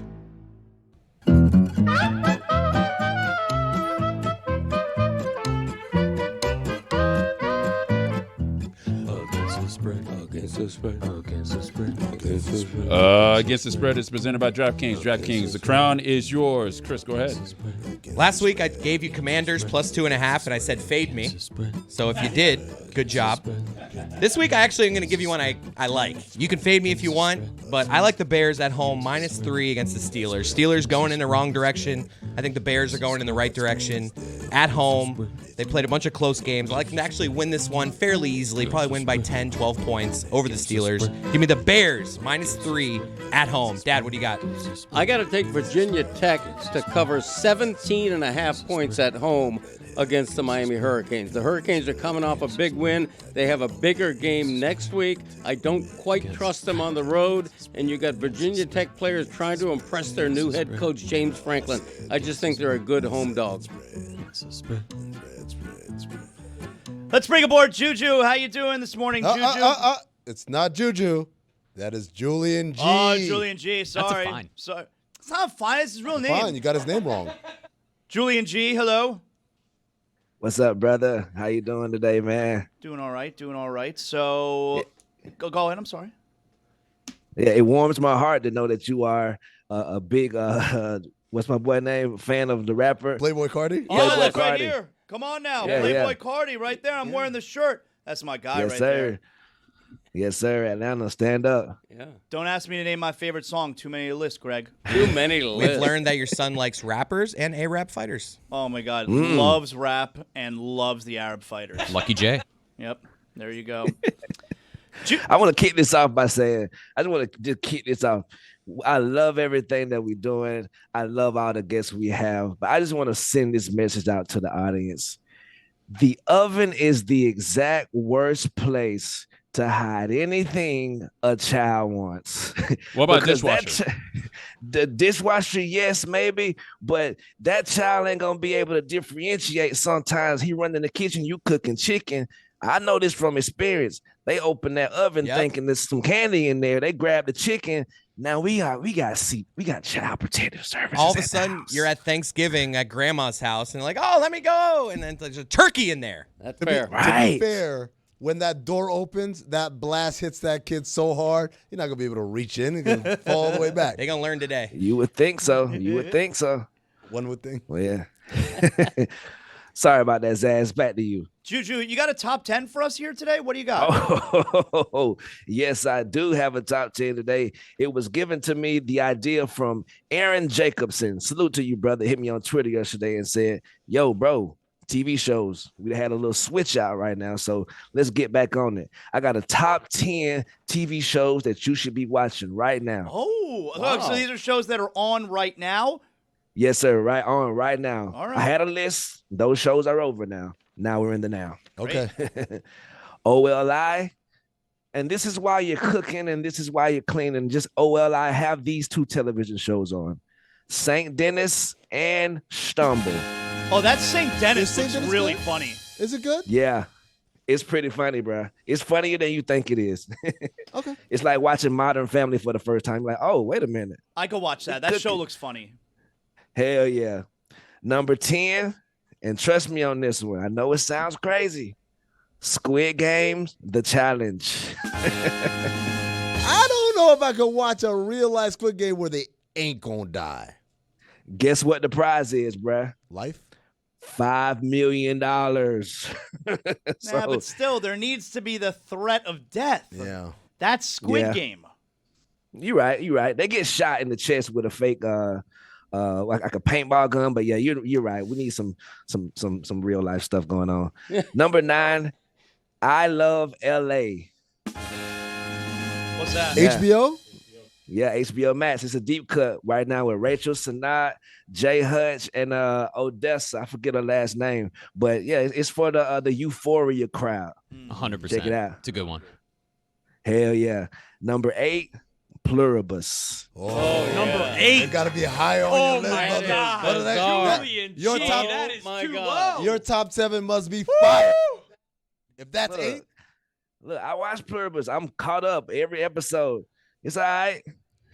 You're insane. All right. No, Wow. you're insane. It takes That's a while. crazy. It takes a while to get into that. It's a slow took build. 3 minutes. I mean, it's pretty good. Spoiler alert. Once you saw what was happening at first, it's like, holy, wait a second. But, you know what I mean? It's a little aggravating to see somebody complain over and over about everything. Okay, the world's over. Yeah. Neither here nor there. Watch Pluribus. shout out to my man from Mauritania. He's got the right Exactly. Number 7, The Vince Staples Show. idea. bruh. Is there a new season? Yeah, it just came out. New season 2 out right now. Season 1 was, yeah. Yeah, I like that's what I'm Vince, saying. but, Yeah, and this is the reminder. This is trust your boy list also. Got it. This isn't guess what you think. Oh, I wasn't there to see Michael Jordan, so he must have been worse than LeBron. No, I'm saying trust your boy. You dig me? Number 6, the Tulsa King. Yeah, I like Tulsa King. Hell yeah. Yeah. Sly Stallone still got it. The White Man Freddy. Them eyebrows, Money boy. years. That's White Man Freddy. He pulls girls, man. He knows what he's doing. Oh yeah. Right. You All gotta have ages to too. talk to them in a certain way. We just referenced Michael Jordan. Can I jump in real fast? Is that Wilt video? Because I saw on It's not Twitter. not real. Can't be real. It's not. It's, I saw it's a Twitter trying to say, "Hey, this Wilt game was televised. Here it is." It's real footage, but not from that game. Okay. Right, Back to you, right. Juju. Sorry. It's all good. It's very important to clarify that. I seen the Twitter note on that. That's how I knew it was fake. But number 5, the Dan Le Batard Show, with or without my boy. Wow. 5, huh? Wow. I want to see who's in the top 4. Pluribus should be You higher. feel me? We should watch it. I don't know, bro. Y'all pretty entertaining. Number 4, the Chair Company. Oh, you caught up? Yes. You caught up with the Oh, birthday? yeah. The birthday? Julian Hey, do the G. dance. Julian G, were you shocked at the end of the last episode? Yes, sir. I definitely was, bro. No spoilers here, but I was shocked. I was shocked that this show was good too because of the whole that movie snafu. What was this movie? Friendship movie snafu. Yeah, I was like, I was gonna give this chair stuff a shot, but it's too embarrassing. I can't take it. What's the snafu with the movie Friendship? The secondhand embarrassment, the whole movie. Oh yeah, man, of like course. you said. No, Yeah. you're right, but I still liked the movie. I but didn't yes, like it. I didn't like Friendship. yes. I was just like, I didn't weirded out like the whole it. time. Yeah, he went too far. Just friends. Salute the Friendship. Go see it if you haven't. Number 3, Landman. Oh, so they're back with a new season. Back. Yes, sir. How about Billy my man Bob. Sam Neill? I'll play Yes, sir. the daddy now, or the granddaddy, whatever. Zaz, you know about that land, man? Yeah, I'm gonna learn. Number 2, All Her Faults. Don't know it. Oh, Peacock? that looks good. That's with what's her name, Sarah Snook, right? Yep, from Secession. Yeah. It's a good one. Jersey Shore? Bruh. No. On Peacock right now. Check out All Her Fault for sure. And the number one show you should be watching right now. I shouldn't even have to say this, but hey, let's start. The mayor of Kingstown. Salute. Juju, I was dating a girl like 4 years ago who had Paramount Plus, and I saw the first 2 episodes at her place, and then we broke up, and I didn't have Paramount Plus, so I never got back into it. I guess it's all her fault. Quite the love story. Really? Hello. Look at Roy.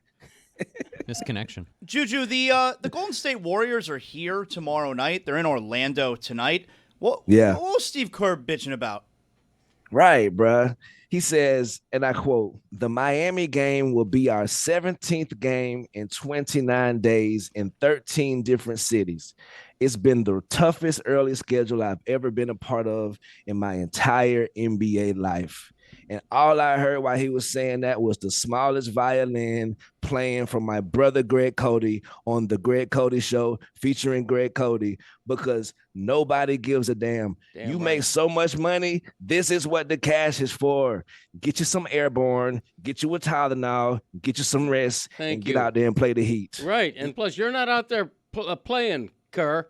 You're on a sideline going like this with your arms. You know what I heard by that? I heard him saying, Jimmy's not playing Wednesday. It's just setting the table. Yeah, it could be. I heard that too. 100%, man. 100, none of them are going to play. It's going to be infuriating. Touche. He should be embarrassed. Steve Kerr should be embarrassed. Are you kidding me? The way these guys travel nowadays. Right. You go back in the 90s. They flew commercial. No, they didn't. Yes, they did. Not in the 90s. Yes, they did. Not in the 90s. Not in the 90s. The 80s. Keep saying yes, they did.